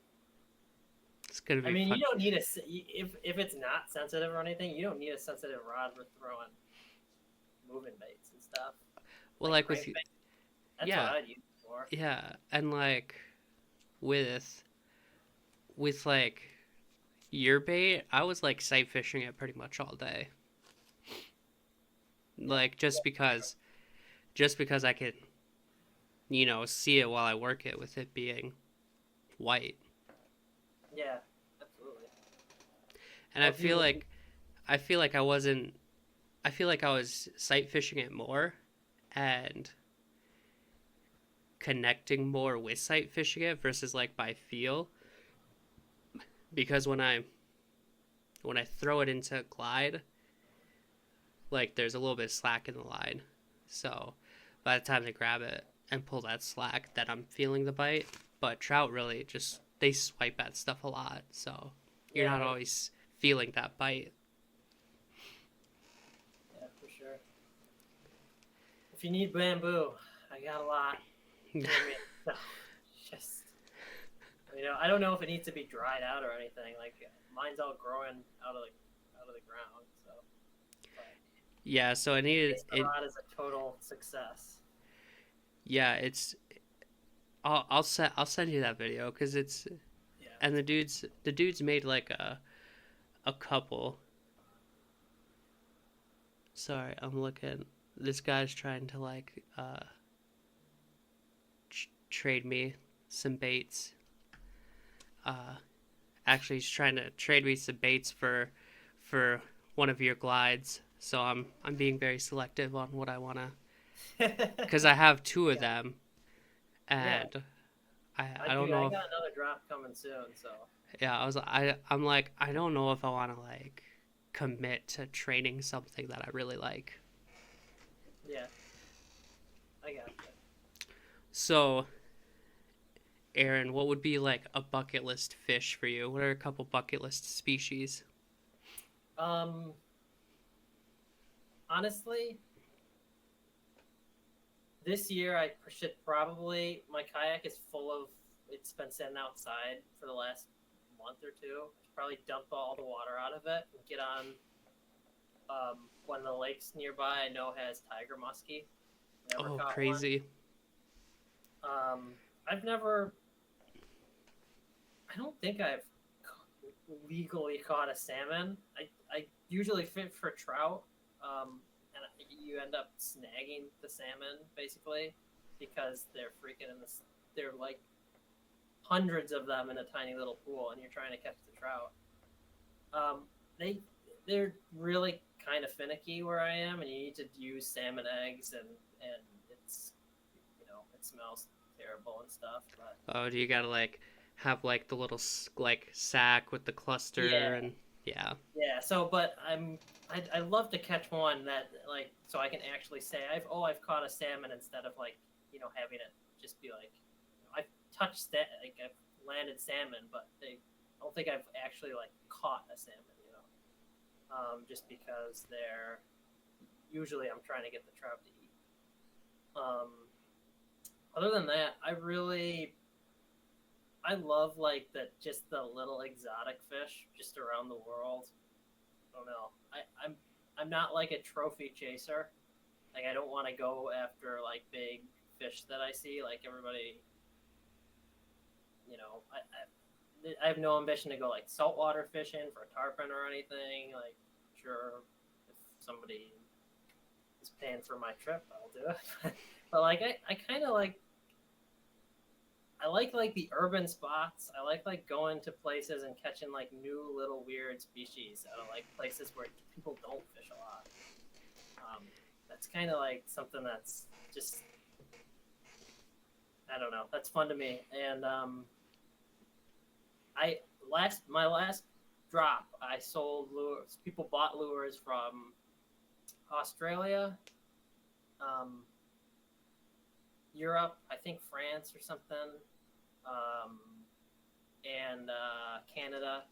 So, my lures are going all over the world. I send a lot to Australia, honestly, and it would just be cool to like go see what those guys are catching on my lures because I don't know. I should probably ask, send me some pictures of what you're actually catching.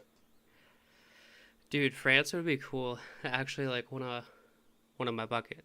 Okay, so like my bucket list is pretty much like everything. Yeah, I just want to catch them all.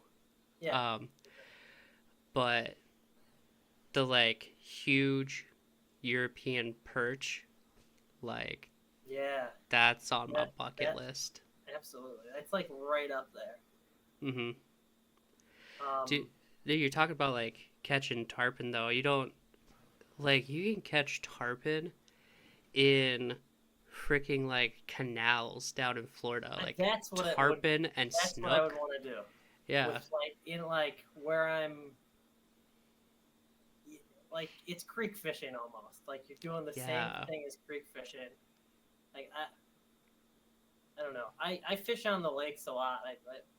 Especially during the spring when the bass are eating good. I go out on the lakes, but there's something about like walking around in areas or like even being on like a paddle board and floating and just like being in areas that people like wouldn't like look at and be like, oh, perfect fishing spot. Like that's kind of like the fun spots for me. Yeah, one of the craziest things that I've gotten to experience is when we lived in Florida, we were going to, I can't remember which spring it was, but there's these naturally occurring springs and they're super ultra crystal clear. Like you're seeing 50 feet down to the bottom. Mm-hmm. And it's really cool because some of the springs are wintering sanctuaries for manatees because they stay like a consistent temperature year round versus like out in the ocean or along the coast, like the water's going to be pretty cold. For sure. But in those, like, they'll come up the rivers to these springs and they'll be the perfect temperature for them. Mm-hmm. But the coolest thing that we seen while we were there, at least in my opinion, is I was like watching, we were way back in the spring, like on this hike, and we were up on this boardwalk, and there was all these fish rolling off the top, like off the top of the water, like coming up, rolling on the top. I'm like, fuck, those look like trout. And I'm like, that's dumb though. They're not trout. I'm like, what the hell are these fish? And like, dude, they're baby tarpon. No Like way. they come from the river, like they come from the ocean, go up the river, go into the spring, and they're fucking eating mullet that have done the same thing. That's crazy. Yeah, so like we were kayaking at one of the springs, and I'm like, babe, like we didn't see tarpon that time, but I'm like, babe, those are mullet. Those are mullet swimming in this like river in this spring. So it's crazy. That's something else. Florida's just totally different, dude. Yeah, it really is. The couple times I've went fishing in Florida, it's like suburban fishing, like in neighborhoods and stuff. It's like still wild. Like it's a really cool place. But I'm glad you brought that up because there's some times when you're fishing. I don't know if you've experienced this, but there have been times where I've been fishing and I've seen something like witnessed fish behavior that just makes me stop and just watch and not even fish. Like a couple of years ago, I went to Cayuga Lake for the first time in the spring. I had just got my kayak and I went out there in the spring. I had no idea that these fish were in there, but just hundreds of gar everywhere spawning in the spring. I'm like, this is just crazy to see like gar that are like 4 feet long, just like literally hundreds of them lining the bank spawning. Like I just had to like stop for like a half an hour and just watch and like get videos and stuff. Like that's such a cool experience, and now I see it every year, so yeah, it's not that uncommon. But like, have you seen that video where a dude's like getting bait and he's throwing out a cast net and he throws it out and he's like, because he sees like he's like pulling it back up and he's like, oh, this is either like a ton of like bait or it's like 100 gar, and it's 100 gar. Dude, and he's like, yep, my cast net's ruined. And I was just like, how would you even get their teeth out of that? Dude, I don't even know. But yeah. Well, it's like, you're saying, so I feel like you're kind of saying you wouldn't go out and do like a charter to specifically chase tarpon, like out in the open ocean.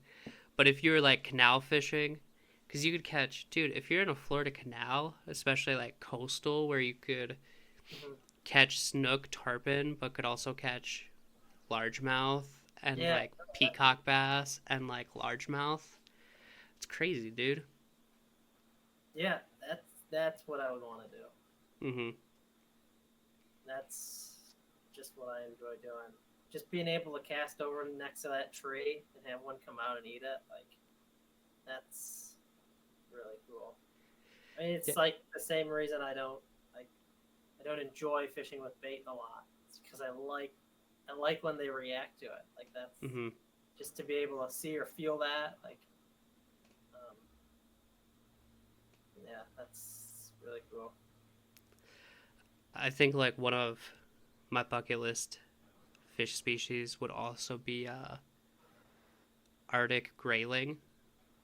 Yeah, that would be really cool. There's also this species of trout called taimen, and they are the largest trout species in the world. Okay. Yeah, no, I've heard of that. Yeah, I think that'd be really cool, especially if you're throwing, people are like throwing like huge flies at them. Yeah. I think it'd be cool to throw swim baits at them, For just sure. do something different. Absolutely. As far as like out here right now in my area, this fall I said this last year too and it didn't happen. But this fall, I'm gonna double down and I'm gonna catch a fucking lake trout. There's only 2 reservoirs that have them, but I'm gonna catch a lake trout this fall. Dude, I think last year I went to Cayuga Lake again, and I was just bass fishing with a drop shot. I caught 2 of the biggest lake trout of my life. Of course you did. Like, just I was like, I didn't even know what these like. It just shows how amateur I am. I didn't even know what these things were. They were just cruising around the docks, and I'm like, what are those? And then I just hook up to like a 10, like literally probably an 8 or 10 pound lake trout, and man, that thing took me for a ride around in my kayak. But yeah, that was fun. But it's not like your typical lake trout fishing. Like, I used to take some trips up to Canada, and like that was like spoons and stuff, trolling for them. It's like what you think about with lake trout, or like, I don't know, but it was weird. Catching them on a little tiny black drop shot bait was weird in like 10 foot of water. Not really like what you would think catching lake trout would be like. Yeah, so like they'll get, because I've been like trying to do as much research and talk to people. They'll get up shallow in this fall time for spawning, and with like I have, how I'm gonna try to go after them is I have like a lot of, I have some like, I got like the Depths 115, and I got a Gracely baits. I got the Shat, which is like, I think it's 5 inches. It's 5-inch trout glide bait. And then I have some tubes, some bass tubes that I think will work. And they sell like, when I was at the tackle shop, they were selling like huge lake trout tubes, and I was like, I don't know if I want to go that big. Yeah. Because I'll just use a small tube for now. And I have some, paddle tail swim baits of various sizes. So I'm just going to try to go out, try to make it happen how I want to make it happen. Yeah. And hopefully hook into one. But like the reservoir that I'm going to probably be fishing the most has, because I want to fish the reservoir that doesn't have pike in it. But the reservoir that I'm fishing in has, they have big trout. Our state record brook trout is out of that reservoir, the 11-pound brook trout. So there's potential for like huge rainbows and brook trout out there as well. That's awesome. Mm-hmm. Yeah, that would be cool. Man, the gear, the difference in your gear that I would use to catch to try to like target big fish versus like just like my everyday fishing is so different.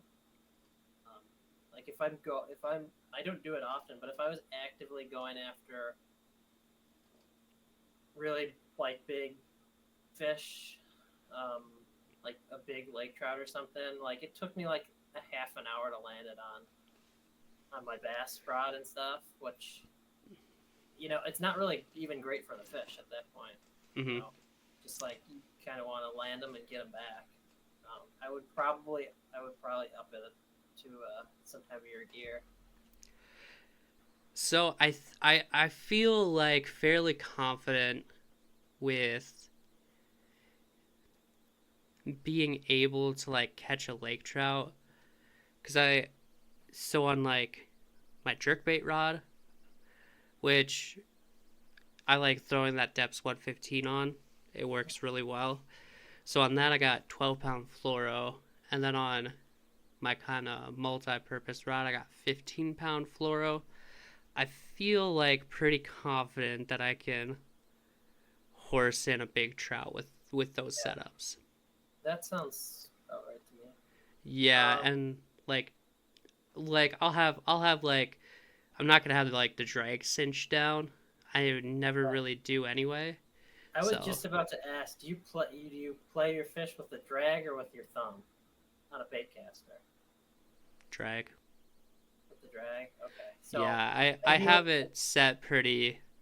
I have it set like fairly low, just because I don't know. I like to play it a little bit more, and like when I hook set,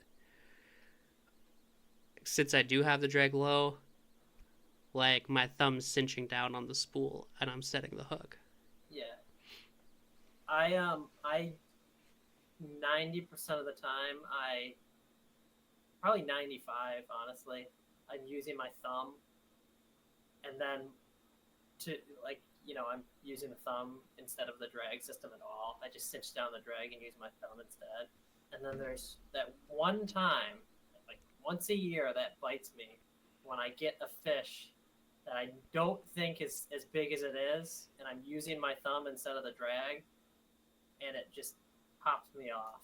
And like I know I could have just landed that fish if I was using the drag instead. But all the other fish, you can use your thumb easily, because like especially bass fishing, that's what I always do. Mm-hmm. I don't know. I think the drag on bait casters is just weird to me. Yeah. I think the higher end you go in bait casters, you can get a better drag. But I almost feel like most of the time I can do better with my thumb in actually playing the fish. But then, again, there's that one time where it's just a giant one, and you don't expect it. And you're just holding your thumb too tightly on the spool. Mm-hmm. Yeah, and I think, well, that's one of the things that I like about my BFS reel, is it like does have like the drag clicker. Mm-hmm. And I think, yeah, because like the drag on a bait caster is weird, and most people just have it like cinched down, like horsing in fish. And I mean, even with my drag set a little bit lower, those little bass that I was catching, like they just got horsed in. It was, it's kind of anticlimactic, because it's like, bam, hooked into the fish, like 3 seconds later it's right there. Yeah, I know what you mean. Yeah, it's definitely, it bothers me though. I feel like there's, with a bait caster, the drag on a bait caster, there's more like, it's harder to actually get it to start. Like with a spinning reel, like that drag just starts really smoothly and easily. Mm-hmm. Like it's almost like sticky on a bait caster. Like it doesn't start as well, and like it's kind of like jumpy. So yeah, I like the clicker drags better, but I still haven't. Like I have a bunch of SLX reels, and I have I use my thumb for all of those. And if there's a fish I need to use the drag with, I usually just, I'll fish with my spinning rod in that situation.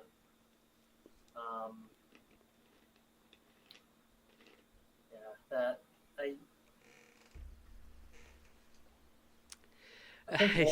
I think once you go up to reels, spinning reels that are a little more pricey. Like I use a lot of the Daiwa Pro Scion. I have a couple Mm-hmm. of those.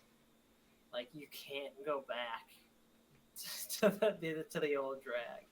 Like that, I could go from using a $200 rod to a $50 rod, or a baitcaster that's $200 to a $100 baitcaster.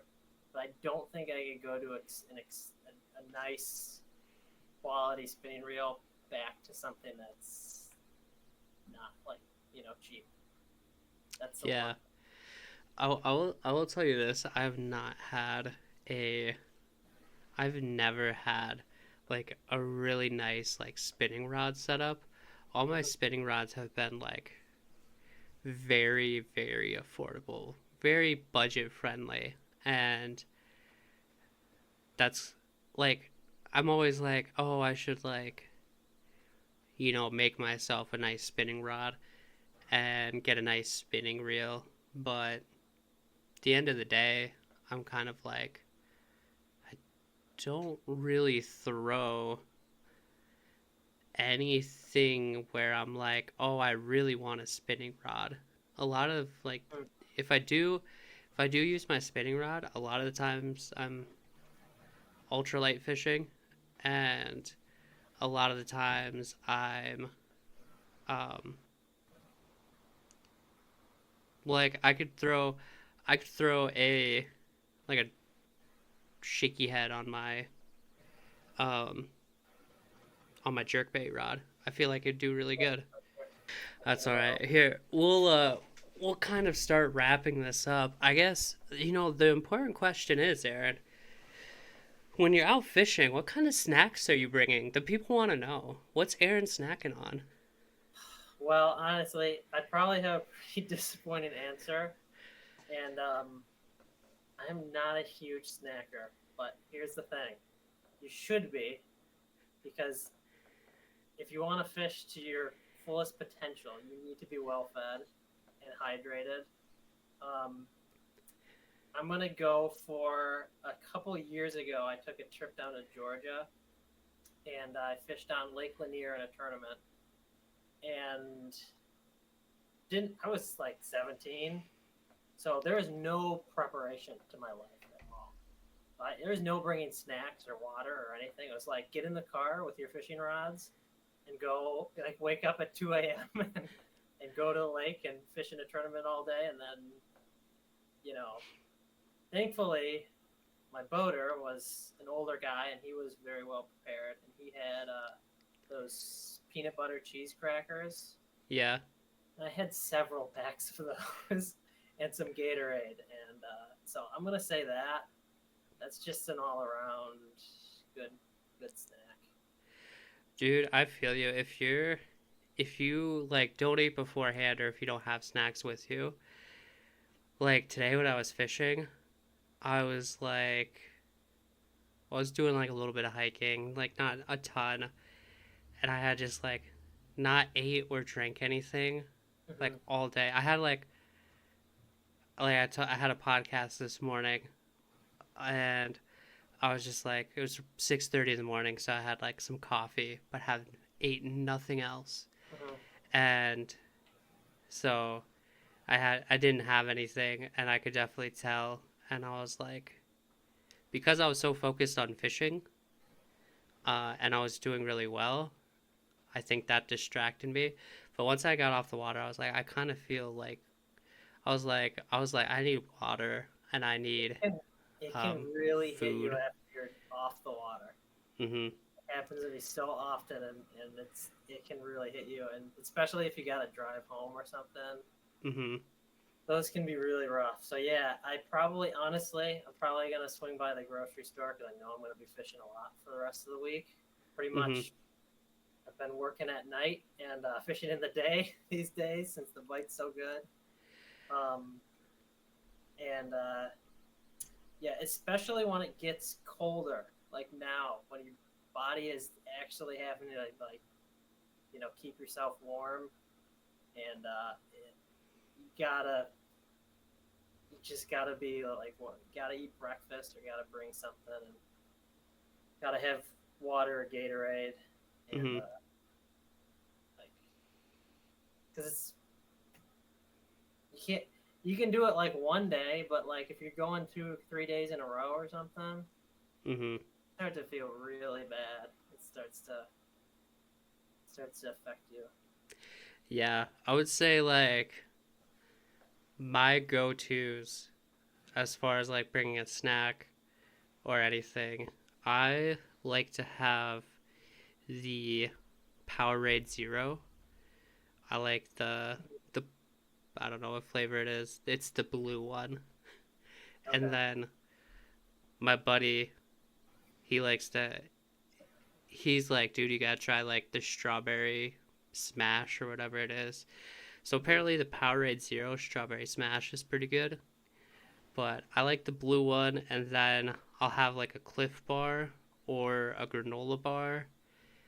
And then if I'm out on the water, I do like having sunflower seeds, but I've gotten in trouble with like having sunflower seeds and making a video on my GoPro at the same time because all you hear is just like me cracking sunflower seeds. So if you're filming, that's not the Yeah. that's not the move, but if you're not, sunflower seeds Yeah. and jerky. I like straight up just jerky is always good. Yeah. Absolutely. Jerky's always good. I take way too many things that melt. Like just like in the summer, don't bring chocolate, anything. Like you're not even gonna be able to eat it. Um, like thankfully, some of the places I fish these days, like in the fall and stuff, they're pretty much like right in the city. So like I can drive 5 minutes and be at like a fast food spot. Um, you don't want to go in though because you just caught a bunch of trout and you smell horrible and you're wearing all your fishing gear. So like drive through for that. But yeah. Yeah. Yeah, last week at the lake I was at, so it's in a state park, and then there's a campground like across the road, kind of tucked away, and then they have their general store slash like little restaurant. Mhm. That's it's right on the lake, and so I was like, well, I could always go in and get a snack there, or else I'd have to drive back into town, like go out of the state park, go into town to the grocery store. So I was like, well, I can just go to the general store and get something and then use the bathroom and whatnot. And I was like mentally preparing. I'm too far away from my car to like stash my stuff. I am fully prepared to go into the store with all of my rods and everything. Like, prop the rods up next to the urinal next to me. And, but it was closed. It was already closed for the season, which was Okay. sad. That But is sad. I was mentally prepared to do it. Yeah. Yeah, because it's like I can't go all the way back to my car and come all the way back. It just wouldn't make sense either to go back and forth. Yeah. Oh, I stash a lot of stuff sometimes. Like I'll bring 2 rods, or if I want to kick my shoes off or something and wade in the creek, I'll find a nice little spot. I know there's no other people around and just stash stuff. I'm like, oh, I hope this is here when I get back. Actually, I left my net at a spot. I didn't even know until the next day I was fishing at the same spot. My net was there. Oh man. So that was lucky because I think a lot of people fish that spot. But um, yeah, it can be annoying when you bring multiple rods and you're only using one. You only end up using one. You bring extra stuff and you're like, halfway, a mile from your car, and you're like, I don't need this. I Mm-hmm. just want to fish with the one setup. So if you know there's no other people around, sometimes you can stash your stuff in a nice little spot.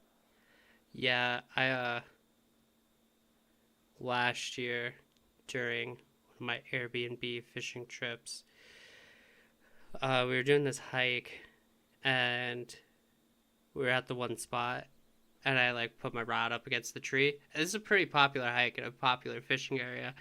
So I put my rod up against the tree, and then because I was like helping them fish, and then we hiked to the next spot, and we get to that next spot. I'm like, oh crap, my rod's back there.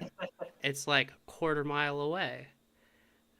I don't even know if it's no, it's probably a quarter mile away. So I was like jogged back to that spot because I'm like, this is a nice rod.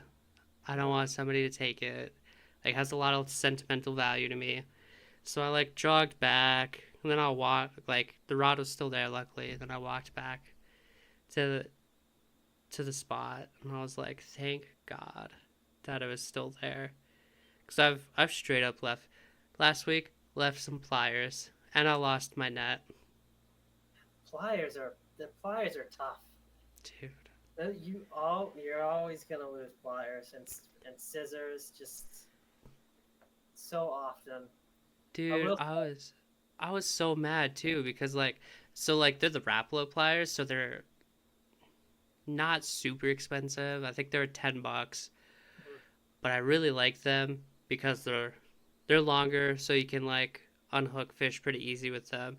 But then they also have wire cutters, and I end up using that wire cutters a lot just to snip like tag ends of line or snip my line and change out lures real quick. It's especially with like it'll snip fluorocarbon really well.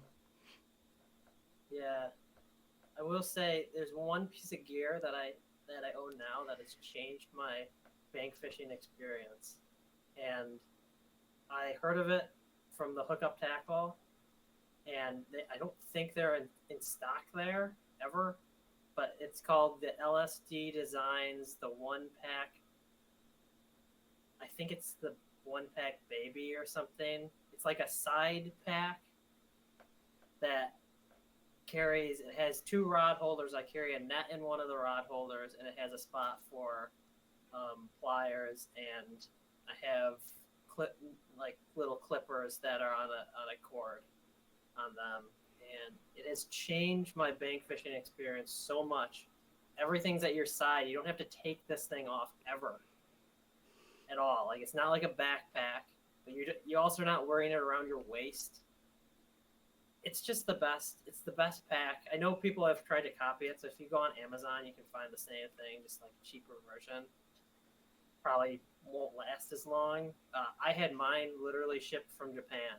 I found it on a sketchy website and had it shipped from Japan, or like on eBay or something, just because it's such an incredible piece of equipment to have. Yeah. Here, one sec. I gotta. No worries. My girlfriend's home. I gotta open the door. Yeah, I gotcha.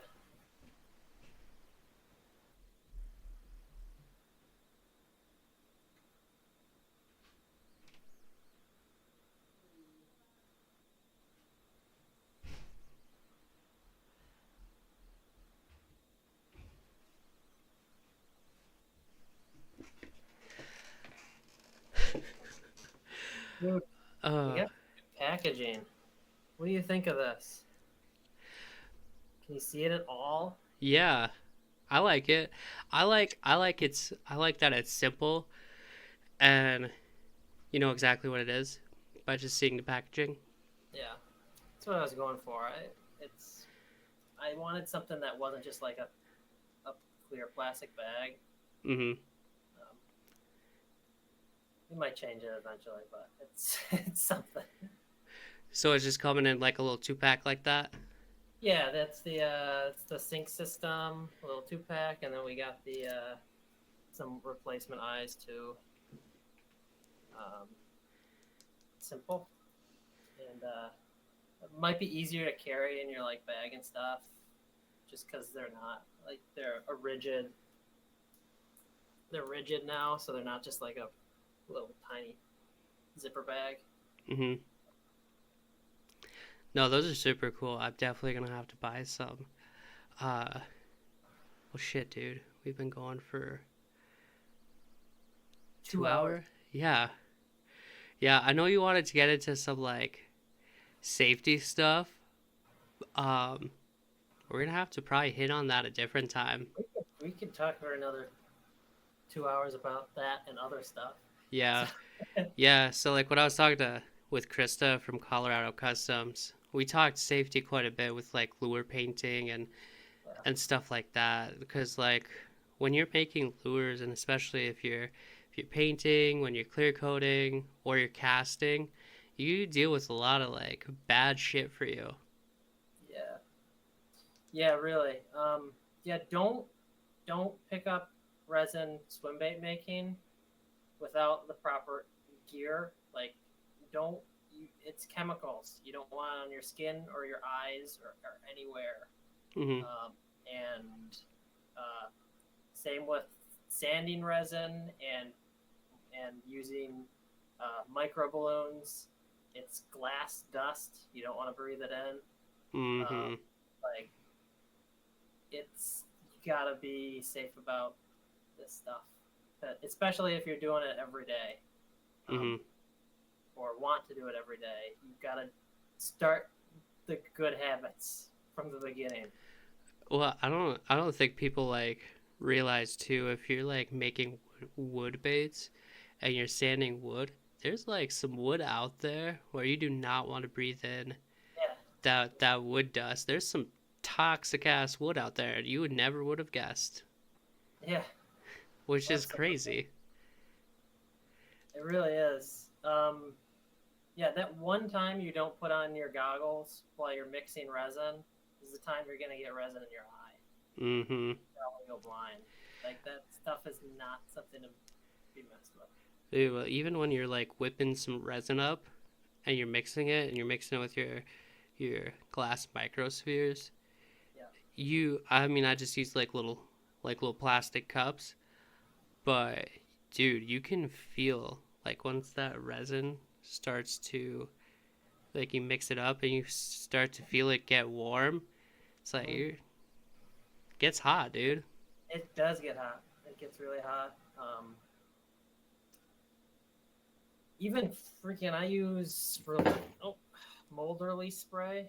Mhm. So gotta wear stuff for even that. I use auto clear coat to clear coat my lures. 2-part clear coat. That's extremely dangerous. Mhm. And so, I mean, I have several of these masks and goggles around, and I just bought a full face mask for the spraying the clear coat. I'm gonna try that out. Also, it's not just getting this; you got to make it fit right too. You know, he's got to fit right, and just don't, yeah, be safe about this stuff because it's not it could literally be very harmful to your health. Yeah. Yeah, like And there's so many videos about swim bait making that make it look so easy. uh-huh. It's just like, oh, just go get resin. And I'll be honest, the first time I used resin, I got it on my hands, I got it on my finger, and I was like, it like got red and itchy real quick, and I'm like, oh, I washed my hands, and I never made that mistake again because it Mhm. really it's chemicals. It's bad for you. Yeah, with like all my painting and like if I'm whipping up some resin, stuff like that. And at the very least, if I'm like sanding wood, I'll have a like a mask on. Mm-hmm. Um, and if I'm sanding resin, very least I'll have a dust like the little dust mask. But other than that, like if I'm painting and stuff like that, I'm wearing my respirator and have gloves on. Sure. Yeah, that's just all really important stuff. Um, yeah, Yeah. it's honestly it can be a stressful thing just to be an everyday work thing to have to like, and I hope to at some point. Right now, I'm in my basement shop. If I showed you everything here, it's a total mess. But I have pouring table over there where I mix and pour resin. I have tons of baits next to my computer here, and I have another table over here with tons of supplies on it. But right now I'm in a basement, which doesn't offer that much ventilation. So if you can do this stuff in a garage or something with good ventilation, and but you also need good temperature and humidity regulation too. Um, Something you got to make sure it's around 70 degrees, 65 or 70 degrees with like 20 to 40% humidity is ideal, and that it's hard. It's every little thing we wouldn't think about half the things that I mean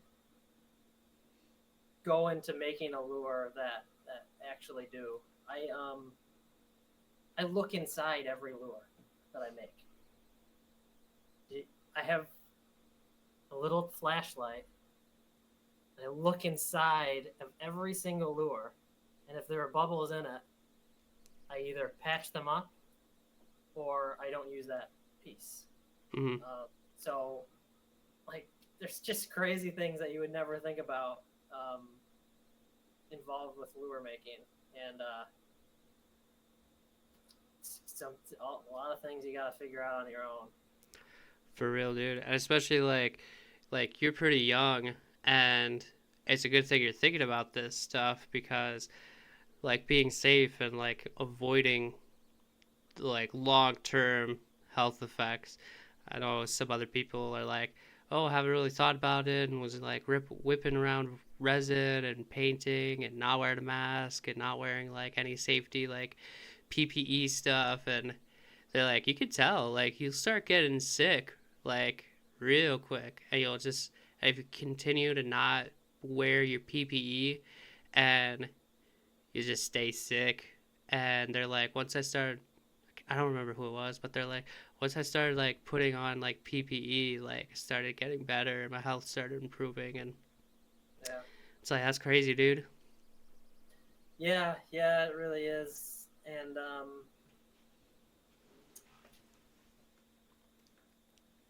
I try to not one thing I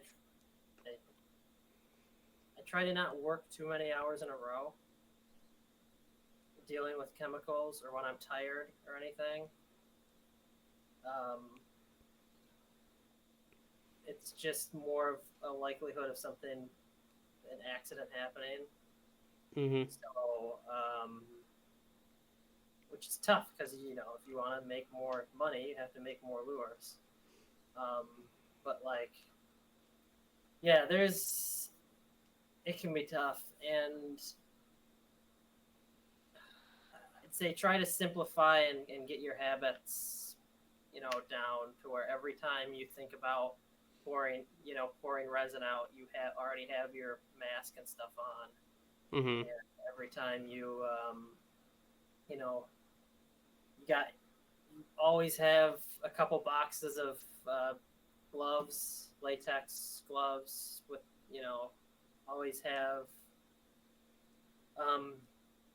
dust and N95s. Like, always have a box of these because then, you show up to work one day and you don't have it and you're like, oh, I need to sand today. Just go fishing. Don't do it without your mask on. Yeah. Order more. Honestly, I think I learned pretty quickly. I see videos of people doing this stuff without gloves, without masks, and all that stuff. And I know they don't do it every day like I do, but yeah, it's one of my least. It's definitely my least favorite part of it, of the job, is that things could be more ideal with my situation for just in terms of ventilation and stuff. And space and organization right now. That's definitely my least favorite part because I don't want any of this to affect my health. Mm-hmm. There are different ways to make money that aren't making fishing lures. This is the most fun, but it's also, not the safest way to make money. So Mm-hmm. just be safe about it. No, exactly. Well, Aaron, we're gonna wrap it up here. Like like you said, we could talk several more hours about Yeah, fishing, about bait making. No, but this was great to have you on again and talk about everything. And shit, I'm sure we'll have you on again at some point. that would be awesome. Wyatt. I wish we could just go fishing too. Yeah, We live so far apart, but yeah, I enjoy talking about fishing too. yeah, So we'll make it happen. We'll have to have a in-person podcast at some point. yeah, yeah. Eventually it'll happen for Yeah, sure. yeah, exactly. Well, shoot, it's always great talking to you, Aaron. And Yeah, yeah, I guess we'll see you. I mean, I talk to you like often enough. We message each other on Instagram. yeah, for sure. Yeah, we'll be talking a lot, and I'm sure I'll be back on in the future. Because Perfect. I enjoy it a lot. So All thank right, you. well, thanks so much. You have a good one. Yep, you too. All right, everyone. I hope you enjoyed that episode with Aaron from Era Baits. Like I said, awesome dude, and makes some freaking awesome baits. I know, like, some people are like, oh, $45. That's too expensive for a lure. But you gotta look at the results. You gotta see the people using it, the people that are putting time in with it, and the success that they're having. And, like, the proof is in the pudding right there. So I'm glad you enjoyed this episode. And please follow, subscribe, leave feedback, do all of that good stuff. There's the links below if you want to support me in any other way. But thank you so much for listening to the episode, and we will see you for the next one.